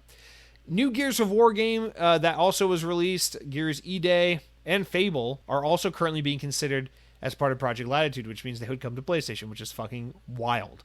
According to Windows Central sources, as of the time of this month, Gears of War, Age of Mythology Retold, Avowed, South of Midnight, Hellblade 2, Starfield aren't in active development for PlayStation, even if they are being considered for Sony platforms. So that's just to say that there is some internal back and forth about which games should be included and when they'll start. My guess is that most of these games will come to PlayStation. I think Hellblade 2 for sure will be one. We know Doom is one of them. I think Flight Sim should be left out. I don't know. There's something about that. It's like that just feels so wrong. Even like Avowed, as much as I hate it, would make more sense on PlayStation. But there's something that's like truly foul about putting a game like Fable or Gears of War on PlayStation. But here we are at the top talking about Halo. So the rumor is that this would not be like a remaster like what we got in 2011 with the Halo Combat Evolved Anniversary Edition, where they remastered the original game. The rumor is that this would be like a from the ground up reimagined remake of Halo Combat Evolved. And if that's what it is, that is more interesting to me. But at the same time, it's like, come on, Xbox, you're better than this. Don't do the fucking PlayStation move where you're like, The Last of Us 2 years later, The Last of Us on PlayStation 4 a few years later, The Last of Us Remake a few years later, Last of Us on PS5 a few years later, Last of Us Part 1 a few years later, Last of Us on PC. It's like, come on, man. We don't got to make a game and then re-release it. I understand all these remakes and re-releases of games that are like 20, 30 years old, but Halo Combat Evolved holds up. And this is kind of a slap in the face to the Master Chief Collection, because it's like the Master Chief Collection is supposed to be like the permanent home where Halo lives on and all of that. So would this go into the Master Chief Collection, or would this be separate from it? And if so, are you then inviting people to not play the Master Chief Collection when they want to go play classic Halo? So there's a lot of issues with that as well. Also, of course, I'm on team, don't fucking put Halo on PlayStation. Whatever you do, man, if there's anything you can hold out for, it's like the very last games you should ever put on PlayStation. I understand this is the series that has the most potential to make the most money, but if there's ever any franchise you should hold out the longest for, it's Halo and Gears, because that's the one where it's like, it's not, this isn't from a literal standpoint, this is from a symbolic standpoint, figuratively speaking. It's truly over. When you put Master Chief on PlayStation, that's when it's like, okay. That's like getting Mario on Xbox, or, you know, one of the dead children from one of the PlayStation games on Nintendo Switch or something. It's like, it's one thing that we're getting a Horizon Lego game on Nintendo Switch, but don't put Jack and Daxter and Ellie and Joel from The Last of Us on the Switch. Like, that's you've like forfeited your identity at that point. So I don't know, man. This one's like, it's I guess I can't talk about this from like a analytical standpoint, because there's too much copium for me in this one, where I'm like, man, that really makes me sad just thinking about like Gears and Halo coming to PlayStation. I think it's also just like, aside from that point of view, just thinking about this game being remade, what a catastrophic absolute waste of fucking time. Like, obviously 343 is a complete husk of what it was during Halo Infinite's development, during Halo 5's development, during Halo 4's development. Needless to say, the 343 that's making whatever's next for Halo is not the 343 that made Halos 4 and 5. That's very obvious. And so maybe because so much of the team was laid off and they had to like restaff up and kind of reform internally, maybe the idea behind this project is like, this will be a great way for our new version of 343 to come together, work on a project, get our footing, and be like, okay, that's how we make Halo. And then it's like a great warm-up for whatever you do next. Kind of like how 343 did Halo Combat Evolved Anniversary Edition before Halo 4 came out. You know, they did a lot of support work on Halo 3 and Halo Reach, but Halo Combat Evolved Anniversary was like their test run before Halo 4 happened. So it sounds like they're doing something similar, where they're like, let's do a Halo Combat Evolved from the ground up remake, inspired by what we learned from Halo Infinite, and then that can be kind of the inspiration and North Star to help us from then jump off and make whatever's next. Halo Infinite 2, Halo 7, or who cares what you call it at this point? Because between what they're doing with Halo Infinite, what they did with Halo 5, and what they're doing with Gear 6 and everything, it's like, they don't give a shit. They don't care about continuity and story and finishing what they started. I don't know what to say, man. I personally, I hate this. I don't think Halo Combat Evolved needs a remake. I don't think any Halo game needs a remake. I heard a lot of people say, what about Halo 3? It never got a even Halo 3. It's like, I don't think Halo 3 needs a remake, man. Let's, I wouldn't say no to a Halo 3 remake, because that's whatever. But Halo 5 is left just in shambles. The story's not been wrapped up. Halo Infinite is now left in shambles, waiting for the story to be wrapped up. Let's pick back up where we left off, guys. Let's come the fuck on, please, for the love of God. So I don't know. Maybe don't put your whole team on this. Maybe it's like a B team's doing this, but it just seems like such a fucking waste of time and money. But maybe they're smart. Maybe they're saying, hey, we don't want to put Master Chief Collection on PlayStation. We want to remake all the games one by one by one and make fuck you money hand over fist on the PlayStation audience and keep releasing these one at a time and sell millions and millions of copies. It's smart. Financially, it's the best thing to do. I don't know. It just makes me sad. So I hope everything about this is wrong. I hope they just go make the next Halo game and not this, but I don't know. I think this Project Latitude or whatever is going to continue to disappoint us all, and they're going to keep putting their babies on PlayStation. Speaking of mistakes and things they shouldn't do, but whatever, that's not a good transition. That's not a real segue. This next part's fun. So Phil Spencer sat down with IGN after the showcase on Sunday, and Ryan McCaffrey of IGN and Podcast Unlocked had a good interview with Phil Spencer, and we got a couple of quotes. So these next two stories are going to be going over some of these quotes. First one I think is one that we're all going to be really excited about, which is Phil Spencer all but confirming an Xbox handheld. So this is VGC's transcription of it. So in March, Windows Central managing editor Jez Corin claimed Microsoft was working on a fully native Xbox handheld. In a Polygon interview published a few days later, Microsoft CEO Phil Spencer discussed what he'd like to see in a potential Xbox handheld. And then this IGN interview following the Xbox showcase, we got the biggest hint yet about that handheld. When it was put to Spencer that the Xbox has been building its business around the strategy of being where players are, be it the PC or more recently other console platforms, he said, so we should have a handheld. I think we should have a handheld too. He kind of fills in the blank for Ryan McCaffrey. And if you haven't seen this, it's like a 20 to 30 minute interview that's on YouTube. You should watch it. Ryan McCaffrey, IGN, they did a great job. It's a good interview. It's really good watch. And it's nice to see Phil Spencer in a good mood, honestly, because that guy's been so beat up by the past few years. So it's good to see him in a nice mood during the interview as well. But yeah, so he beats him to it and says, I think we should have a handheld too. And then Ryan asks if he wanted to comment further on the subject, and Spencer says, I don't want to say anything. I think you'll have to wait for Sarah Bond, our president of Xbox, to say more. But the future of our hardware is pretty awesome, and the work the team is doing around the different factors, different ways to play, it's incredible, and I'm excited about it. He says, today was about the games. We showed some of our Gen 9 consoles, Series S and X, the work that we're doing on those, but we will have time to come out and talk more about the platform, which we can't wait to bring to you guys. Then this is the best part. Phil Spencer then hypothesizes about Xbox handheld and if it would be a dedicated handheld that runs games natively or a cloud-based device like the Logitech G Cloud. To which he says, this is his response verbatim. What I'm finding, I like my ROG Ally, I like my Lenovo Legion Go, fantastic. My Steam Deck, I think playing games locally is really important, and that's how he ends it. So basically he says, I want us to do a handheld. We're working on a handheld, and yeah, that thing better run games natively, not just cloud streaming. So he basically said all the things people want to hear. So you can bet your bottom dollar that Xbox, at the very least, is currently working on and prototyping Xbox handhelds that run games natively. That is very, very exciting.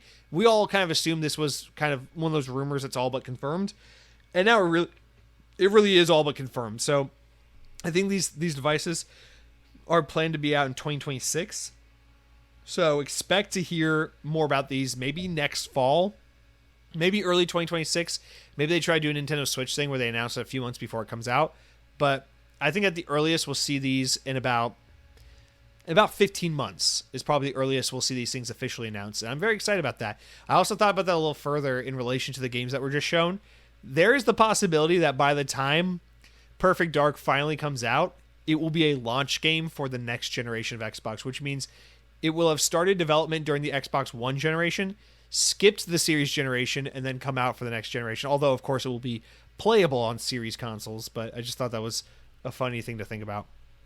All right, so there's a second Phil Spencer quote from this interview. Again, I encourage you to watch it if you want to get the whole thing. But so now they talk about the decision to close Tango Gameworks and some other Bethesda teams. So during the interview, Ryan McCaffrey says, I haven't been talking much public. He asked him about it. He says, do you want to go into that? Obviously, we want to bring that up. I'd be remiss. The public wants to hear more. You guys haven't really said much since the news broke. But what do you have to say about these teams, Tango Gameworks and Arcane Austin and Roundhouse and Alpha Dog, that were closed down, the other month? And Phil says, I haven't been talking publicly about this because right now is a time for us to focus on the team and the individuals. It's obviously a decision that's very hard on them, and I want to make sure that through severances and other things that we're doing right by the individuals on the team. It's not about my PR. It's not about Xbox PR. It's about those teams. Spencer went on to say that while he personally didn't like making the decision to close down Tango, his job was ultimately to keep Xbox profitable. He says, quote, I've said it over and over again, I have to run a sustainable business inside the company and grow. And that means sometimes I have to make hard decisions that, frankly, are not decisions I love, but decisions that somebody needs to make. We will continue to move forward. We will continue to invest, and we're trying to do that in Xbox. And we're trying to build the best business that we can, which ensures that we can continue to do things like the show we just did, referring back to the showcase. I mean, I don't want to make this like a feel bad for Phil Spencer moment or anything, or feel bad for Xbox or Microsoft kind of moment. I don't envy anyone who's put in a situation where these kinds of decisions have to be made. I know that's tough. I know that sucks. But at the end of the day, it's like, I'm not really going to feel bad for anyone other than the people who were affected. And I know that's kind of what he's kind of saying, I wouldn't have brought it up, you brought it up. But if I had to address it. So at the very least, props to Phil for saying the thing he has to say, which is like, yeah, we had to make the decision. I don't love it, but we had to make this business profitable. Basically saying, like, we do love Hi-Fi Rush. I think you can read between the lines, and I know a lot of people hold their feet to the fire because they were bragging about Hi-Fi Rush a year ago, and now they're shutting down the studio. But it's like, hey man, we liked Hi-Fi Rush. We appreciate the critical reception. We were glad people liked it. It didn't make us any money. We lost money off of it. In fact, nothing Tango's really ever worked on has been financially profitable. In fact, we kind of speculated this back before Xbox even bought Bethesda, back when Bethesda was running them, independently, and they owned Tango Gameworks, was that there was a lot of concern about our games like Wolfenstein and Evil Within 2 and Dishonored 2 and stuff. Like, are these games making money because they come out, they get great reviews, and then they go on instant sale, like 50% off, and they don't seem to sell in a way that is congruent with the way that they are talked about and praised and reviewed. And I think Xbox inherited that when they bought Bethesda. They got the highly profitable Bethesda game studios with Starfield and Elder Scrolls and Fallout. They got, the kick-ass, reliable id Software with their Doom games and stuff. But they also inherited the troublesome, like, Arcane and Tango Gameworks teams where they make great stuff. All of us hardcore gamers agree these are great games, but they don't make stuff that has commercial appeal and that sells and makes money. And it's kind of a hard decision to make, but it's like, you understand how they end up there. So I get it. I get why these were the teams that were cut. It's nothing personal. It's just that, listen, man, your coworker that has so much to say about Call of Duty and Madden and is asking you about Baldur's Gate and Harry Potter and all that stuff, that guy's not into fucking Hi-Fi Rush. That guy's not into Redfall. That guy's not into Evil Within 2 or Dishonored. Like, what do you want us to say, right? It's like, I know that we all love these games as hardcore gamers. We know that IGN and GameSpot gave them good reviews. That's great. We know Skill Up on YouTube had a raving review about these games, but like, that doesn't address the fact that, Joe Schmo who plays GTA and Call of Duty didn't give a shit about these games. And we just didn't sell enough to justify the cost of development and the cost of keeping this team around. So I get it. It sucks. But at the very least, I appreciate him not totally skirting around it. Like, he gets kind of cornered, so he has to say something, but at least he said something, right? And then that's really it for all the news. We have a little wrap up here about Game Pass games. Actually, here's another story within this Game Pass announcement, but this month coming to Game Pass, so some of these are already out as the time you're listening to this. Octopath Traveler 1 and 2 are on Cloud Console and PC. What's notable here is that Octopath Traveler 2 was not on Xbox. It skipped Xbox when it came out a year or two ago, and now it is on Xbox. So now the first one's been on this console. Now the second one is also on the console, and they're both in Game Pass right now, so that's a nice get. So go support your Japanese devs on Xbox with that. Next up, Depersonalization is on PC as of today. The day this podcast goes live, Isonzo and the Callisto Protocol are on Cloud Console and PC. Callisto Protocol is really good. I think that's a great Game Pass get. Still Wakes the Deep comes out on June 18th, and then on June 15th, the following games are leaving Game Pass, which is Bramble, The Mountain King, High on Life, Rune Factory 4, Space Lines from the Far Out, and the Bookwalker. So make sure you try them before they're gone. If you're interested, you only got like 2 or 3 days. That is going to do it for all of our news this week, you guys. Let's wrap up real quick before we get in the comments with layoffs, small news, important enough to make the story, but not important enough to warrant their own discussions. As for layoffs, unfortunately, Sumo Group has announced plans to lay off 15% of its employees. Tencent-owned Sumo Group, I should say. And then for small news stories, we got Ara History Untold. This is actually kind of a big deal, but I put it here anyway. I don't know why. Ara History Untold, while not shown during the showcase, has been confirmed for a September 24 release date, published by Xbox Game Studios, and of course a Game Pass title. This will be on PC. Next up, Rocksteady Studios is currently helping development on an unannounced Hogwarts Legacy's Director's Cut edition. The good news is apparently no one's really getting... the team's not getting downsized and shut down. Warner Bros. Acknowledges their mistake in forcing Suicide Squad to kill Justice League, despite the fact that that game apparently took a $200 million loss. That's how poorly it performed, which is terrible.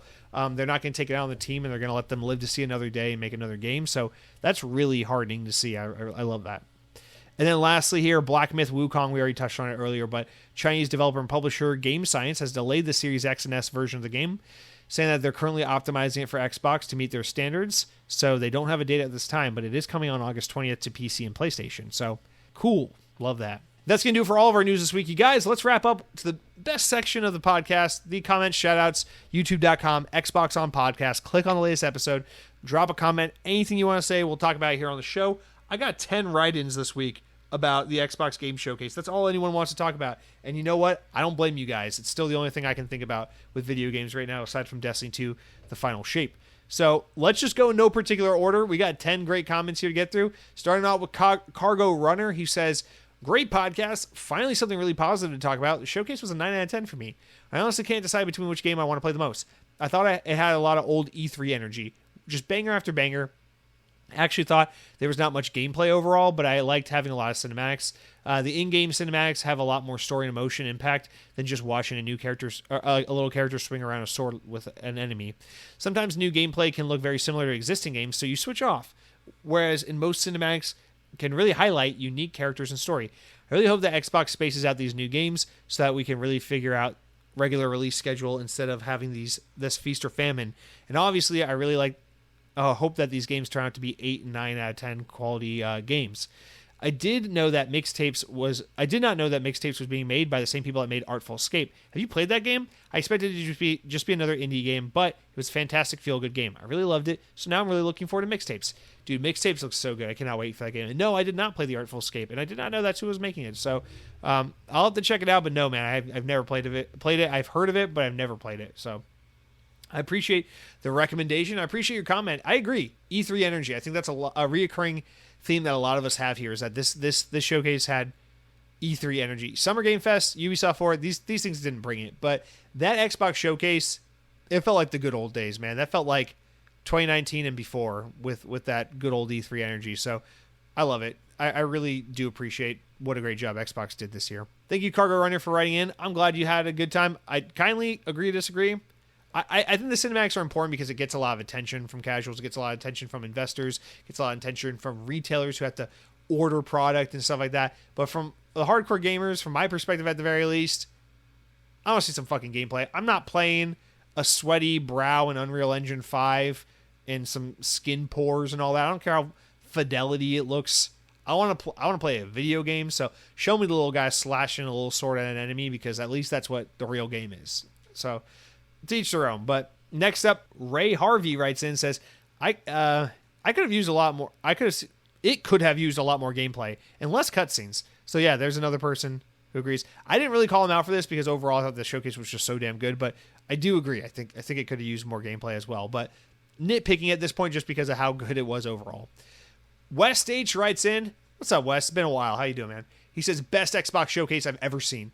I went from debating on switching to PlayStation to now playing through the Gears games.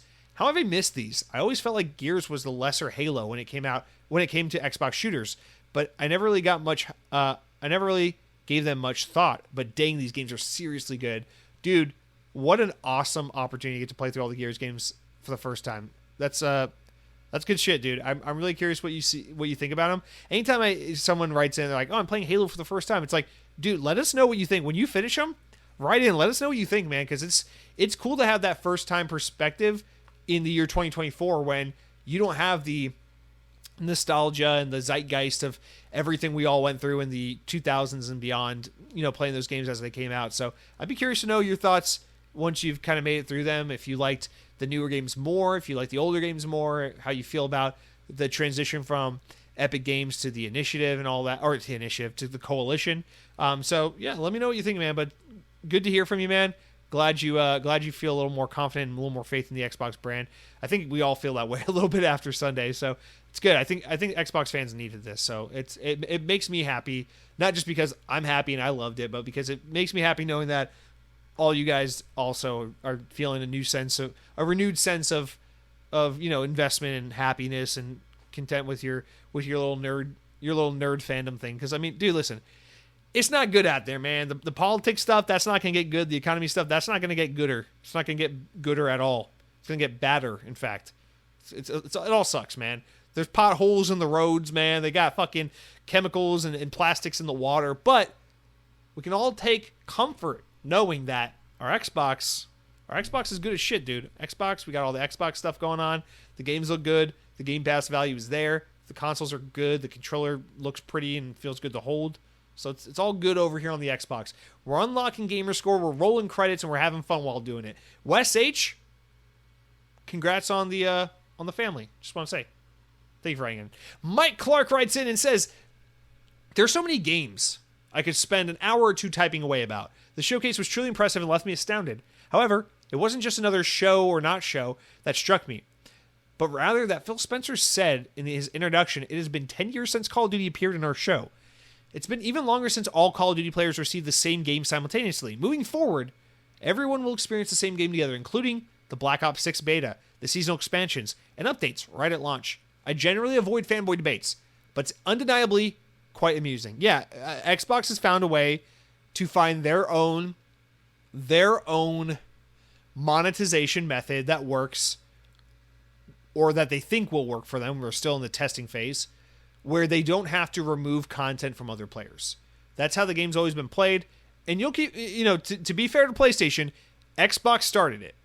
This all started when Xbox had the marketing agreement with Activision for Call of Duty back in the height of the 360 years, where every time a new map pack would come out for Black Ops 1 or Modern Warfare 2 or Modern Warfare 3 or whatever, the map pack would come to Xbox 360, and then PlayStation 3 players would have to wait like a month or two before the map pack would come out on their platform.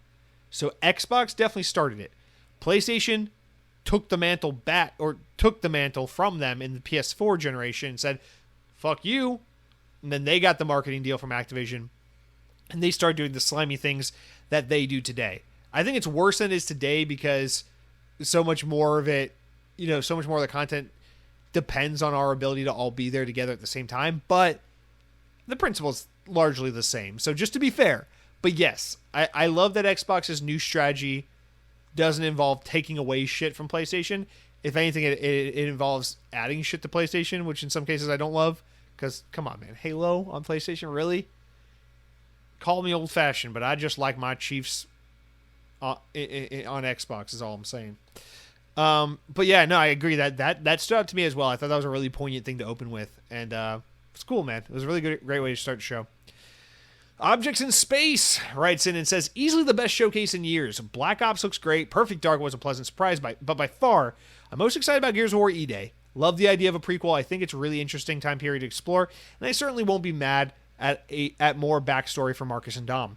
The only thing that would have made the showcase a 10 out of 10 would have been a reveal for Wolfenstein 3. Well, we got to get through Indiana Jones first, but yes, I hope we get a Wolfenstein 3 at least someday. I don't think we will anytime soon, though, because I think the plan is to do Indiana Jones, then Quake, then maybe another Indiana Jones. I don't know that we're getting Wolfenstein anytime soon, Objects in Space. I don't mean to be the bearer of bad news, but I'm just trying to be realistic is all. But is this your first time writing in? I don't know if I recognize that name. Thank you for writing in. Thank you for being here. I'm glad to see so many people hyped about Gears of War. It really is.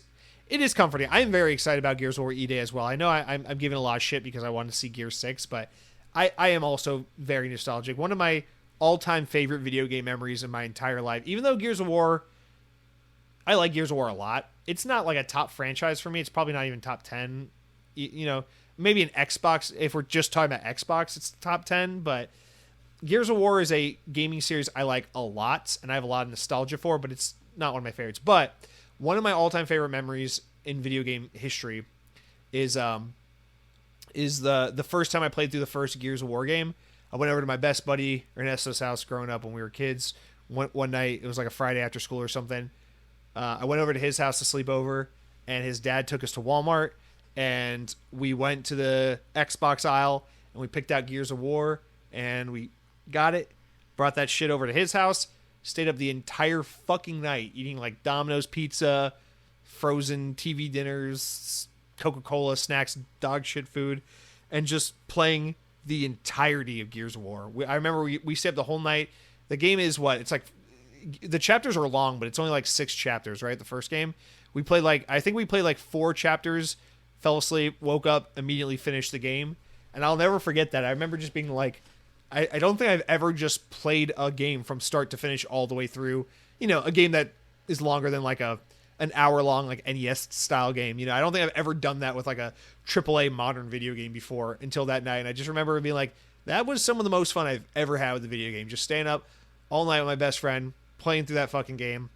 Such a great memory. And I don't know, the tonal, the tone from this trailer for E-Day said Gears of War 1 so bad. Like, it screamed original Gears of War in a way that was like, damn, if I could experience a game that kind of captures that energy or something, like, I feel like that would be a really special game to kind of play something that is new and fresh and original and unique, but also feels like that era again. Like, that would be a pretty special game. I guess kind of in the vein of like what Halo Infinite tries, how Halo Infinite tries to spiritually echo Combat Evolved in some ways. Maybe it's kind of like that. I don't know, but I am very excited for Gears of War E-Day. I also gotta just say, Perfect Dark, the more my game of the show was definitely South of Midnight. That's the game I'm most excited for. That was shown. Like, my favorite game I'm most looking forward to this year is Avowed. Game in the showcase that I'm most excited for overall, South of Midnight. But the more and more I think about the showcase, the more and more Perfect Dark is the one that keeps crawling to the top of, like, I cannot believe how good Perfect Dark looks. I don't know what my expectation was for that game after all these years, but consider it exceeded at this point. Thank you for writing in. Count Skyla is up next and says, I'm pretty excited about the new COD. I think the Omni movement system looks really fun. There's rarely enough change in a COD to keep me hooked for more than a few weeks, but I hope this one is one I can really dig into. New maps are important too. I spent too much time in the old Modern Warfare 2 maps that in Modern Warfare 3, when they were remade, it was already, the maps already, sorry, I read this wrong. You said the old maps in Modern Warfare 3, so the game just fell flat for me because you had already played them, you were familiar with them. Same. That was my problem with Modern Warfare 3. I was like, this is technically fun, but I'm so tired of these maps already. Yeah, I feel the same way. But yeah, man, I'm glad they're experimenting still. I don't know if the Omni movement will be a thing that sticks. My guess is it will be a thing people turn off and don't use for the most part, except sweaty people that want to try and ruin the fun. But I'm curious to try it. I hope I'm wrong. I hope it revolutionizes COD and we all love it. But I always encourage them, even if it doesn't work out, try new stuff, because that's how we got zombies in the first place. You know, that's how Call of Duty evolved from a World War II shooter to a Modern Warfare shooter. So it's like, yeah, definitely take chances, take risks, do cool shit. I love it. I'm all for it. Count Scott then continues on with this completely unrelated comment to video games, which I don't think is necessarily intended for me to read on the show, but I'm going to read it anyway because, goddamn, it's about Disney. It's been a while. Also, I did make it to back to Disney World in late January/February per your suggestion. We were there for 2 weeks and had an unbelievable time. Crowds were pretty low on the days that we were there. We were pretty strategic about which days to hit each park.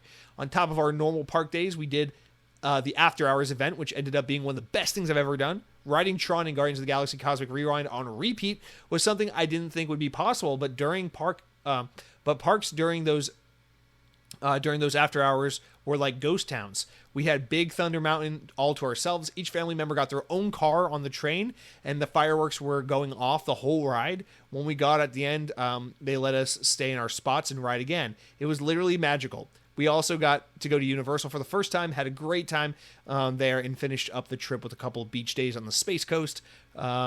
We even had a big old 9-foot gator in the pond behind our place. Really completed the Florida experience. Just wanted to thank you for your suggestion. My kids still talk about it almost every day. What an incredible trip. That's not to pat myself on the back that I read that. I'm glad that my input helped you guys planning your vacation. That's just because that's such a feel good story. I kind of in so many ways regret becoming a local here because locals here are just so insufferable with how little they appreciate how awesome Central Florida is and all the cool stuff we have here. And I try never to lose sight of fucking how great being able to go to Disney World all the time is. And your comment just reminded me of like all my favorite memories of before I lived here coming to Disney World. Because, dude, you're right. Those after hour events are phenomenal. They did the first year after COVID, they did an after hour event like that for Halloween that year because they couldn't do their regular Halloween party that they normally do.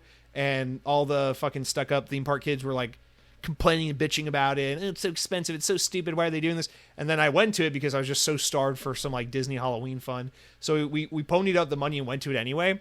And honest to God, it was one of the most fun things we ever did. The park was dead.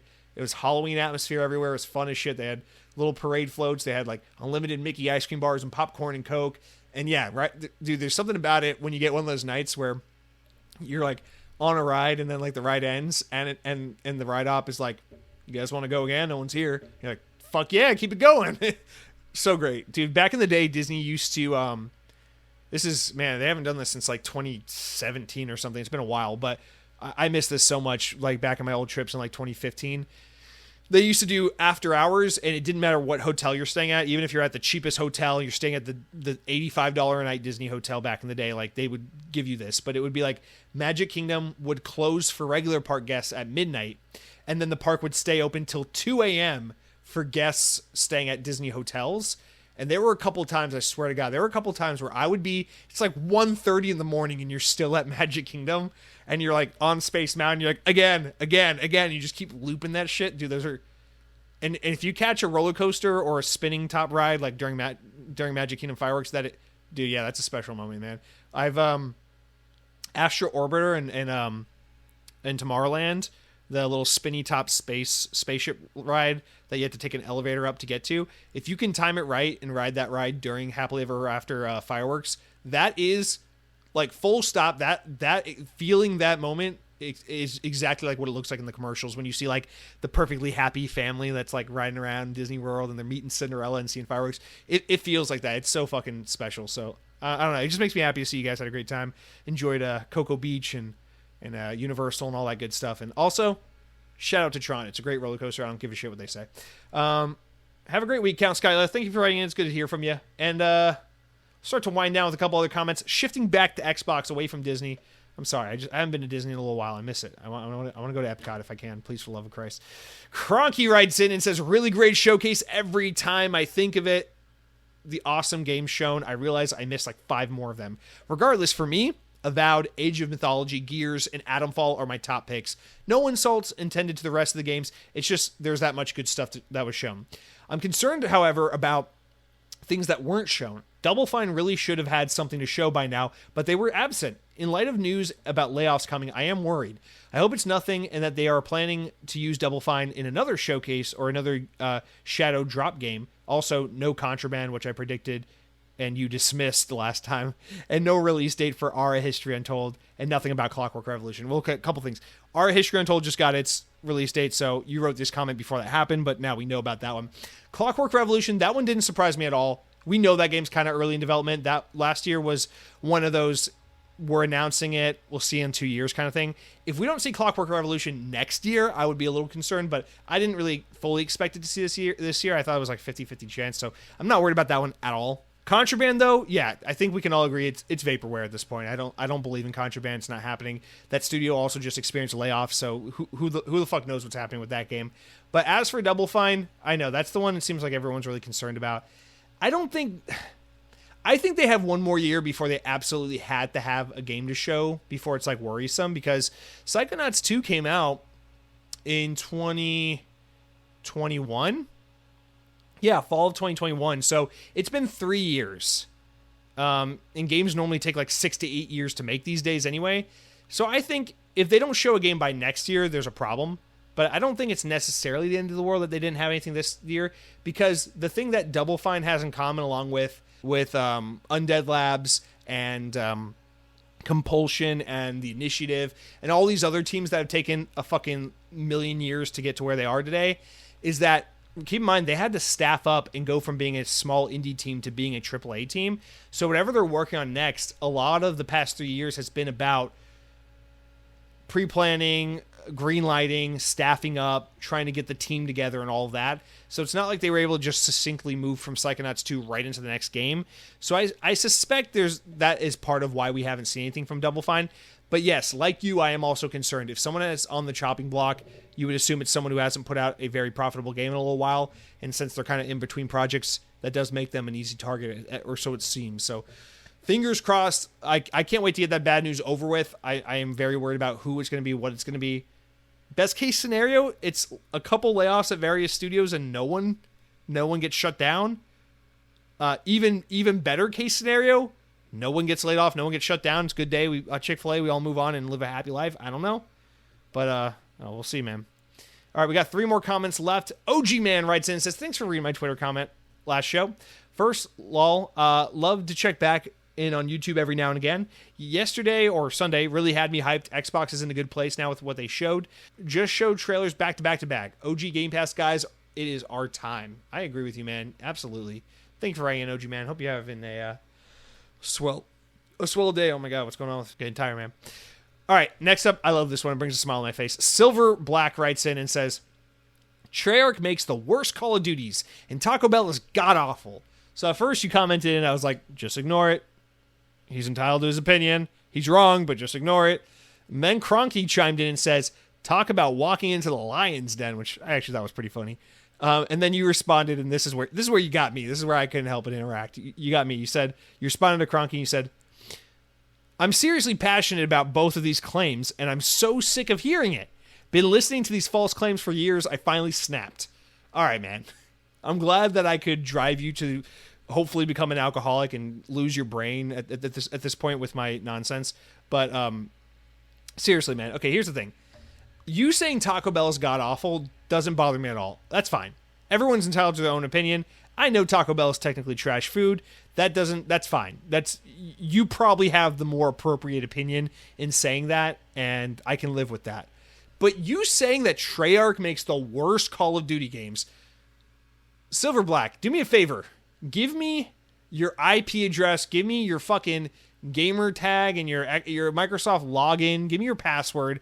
I'm going to fucking dox you. Give me your name. Give me your date of birth, your fucking mother's maiden name. I need everything right now because I'm going to dox the fuck out of you. Because here's the thing.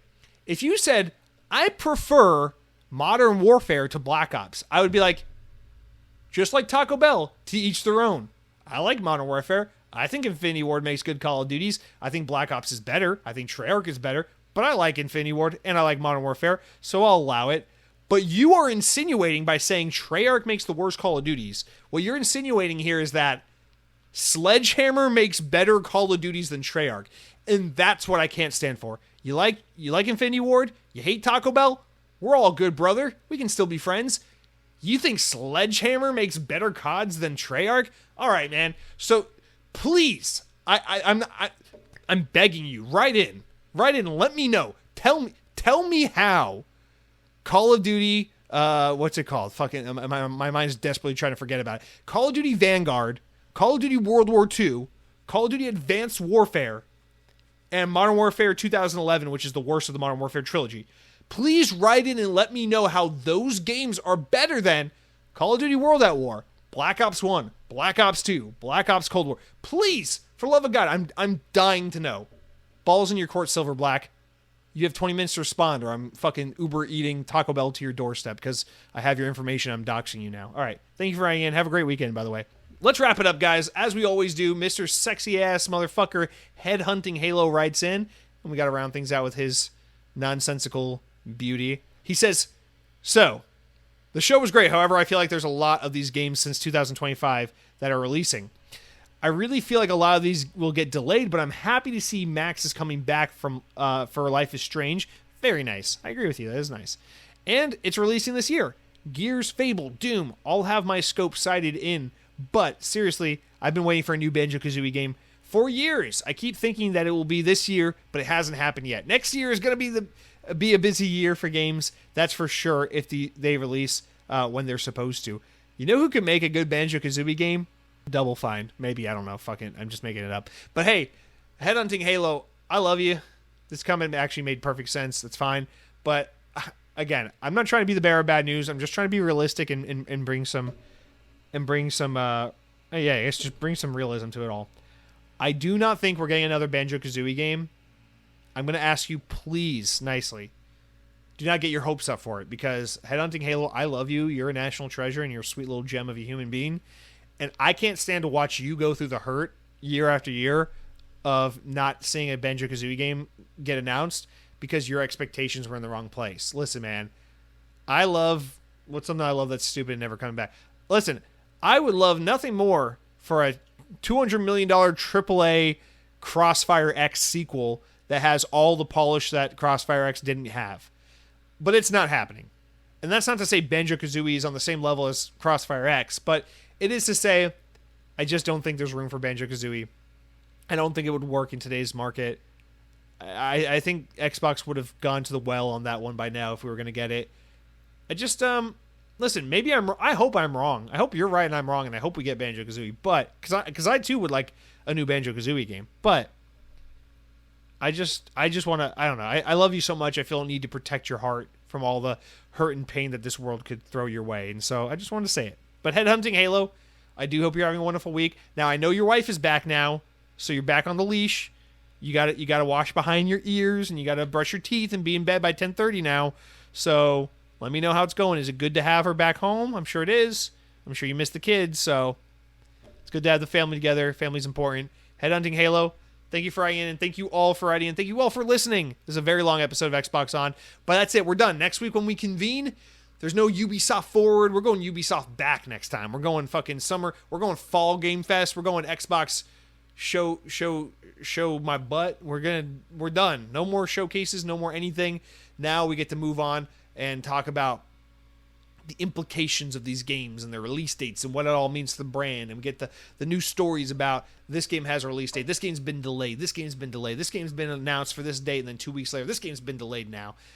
Let's look forward to it, baby. But for real, what we got to do next time there's a slow news week is compile all the games coming out this year and just make a master list of everything along with its respective release window, because bro, it is, I know most years are like this.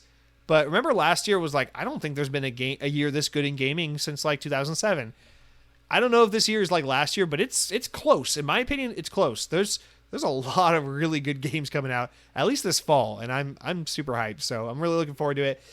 I'm looking forward to it alongside all of you beautiful bastards. And until next week, please be kind, be good to one another, love your families, take care, eat healthy, go for a walk. If walking is boring, consider getting a bike or a skateboard or rollerblades, because those can be a fun exercise alternative. If you're fortunate to have one, get a pool. It's hot out there, so make sure you wear sunscreen, drink plenty of water, and take breaks. And until next week, just go power your dreams. Just go power everyone's dreams. You have the power to power all the power dreams. Duke Energy will power your dreams.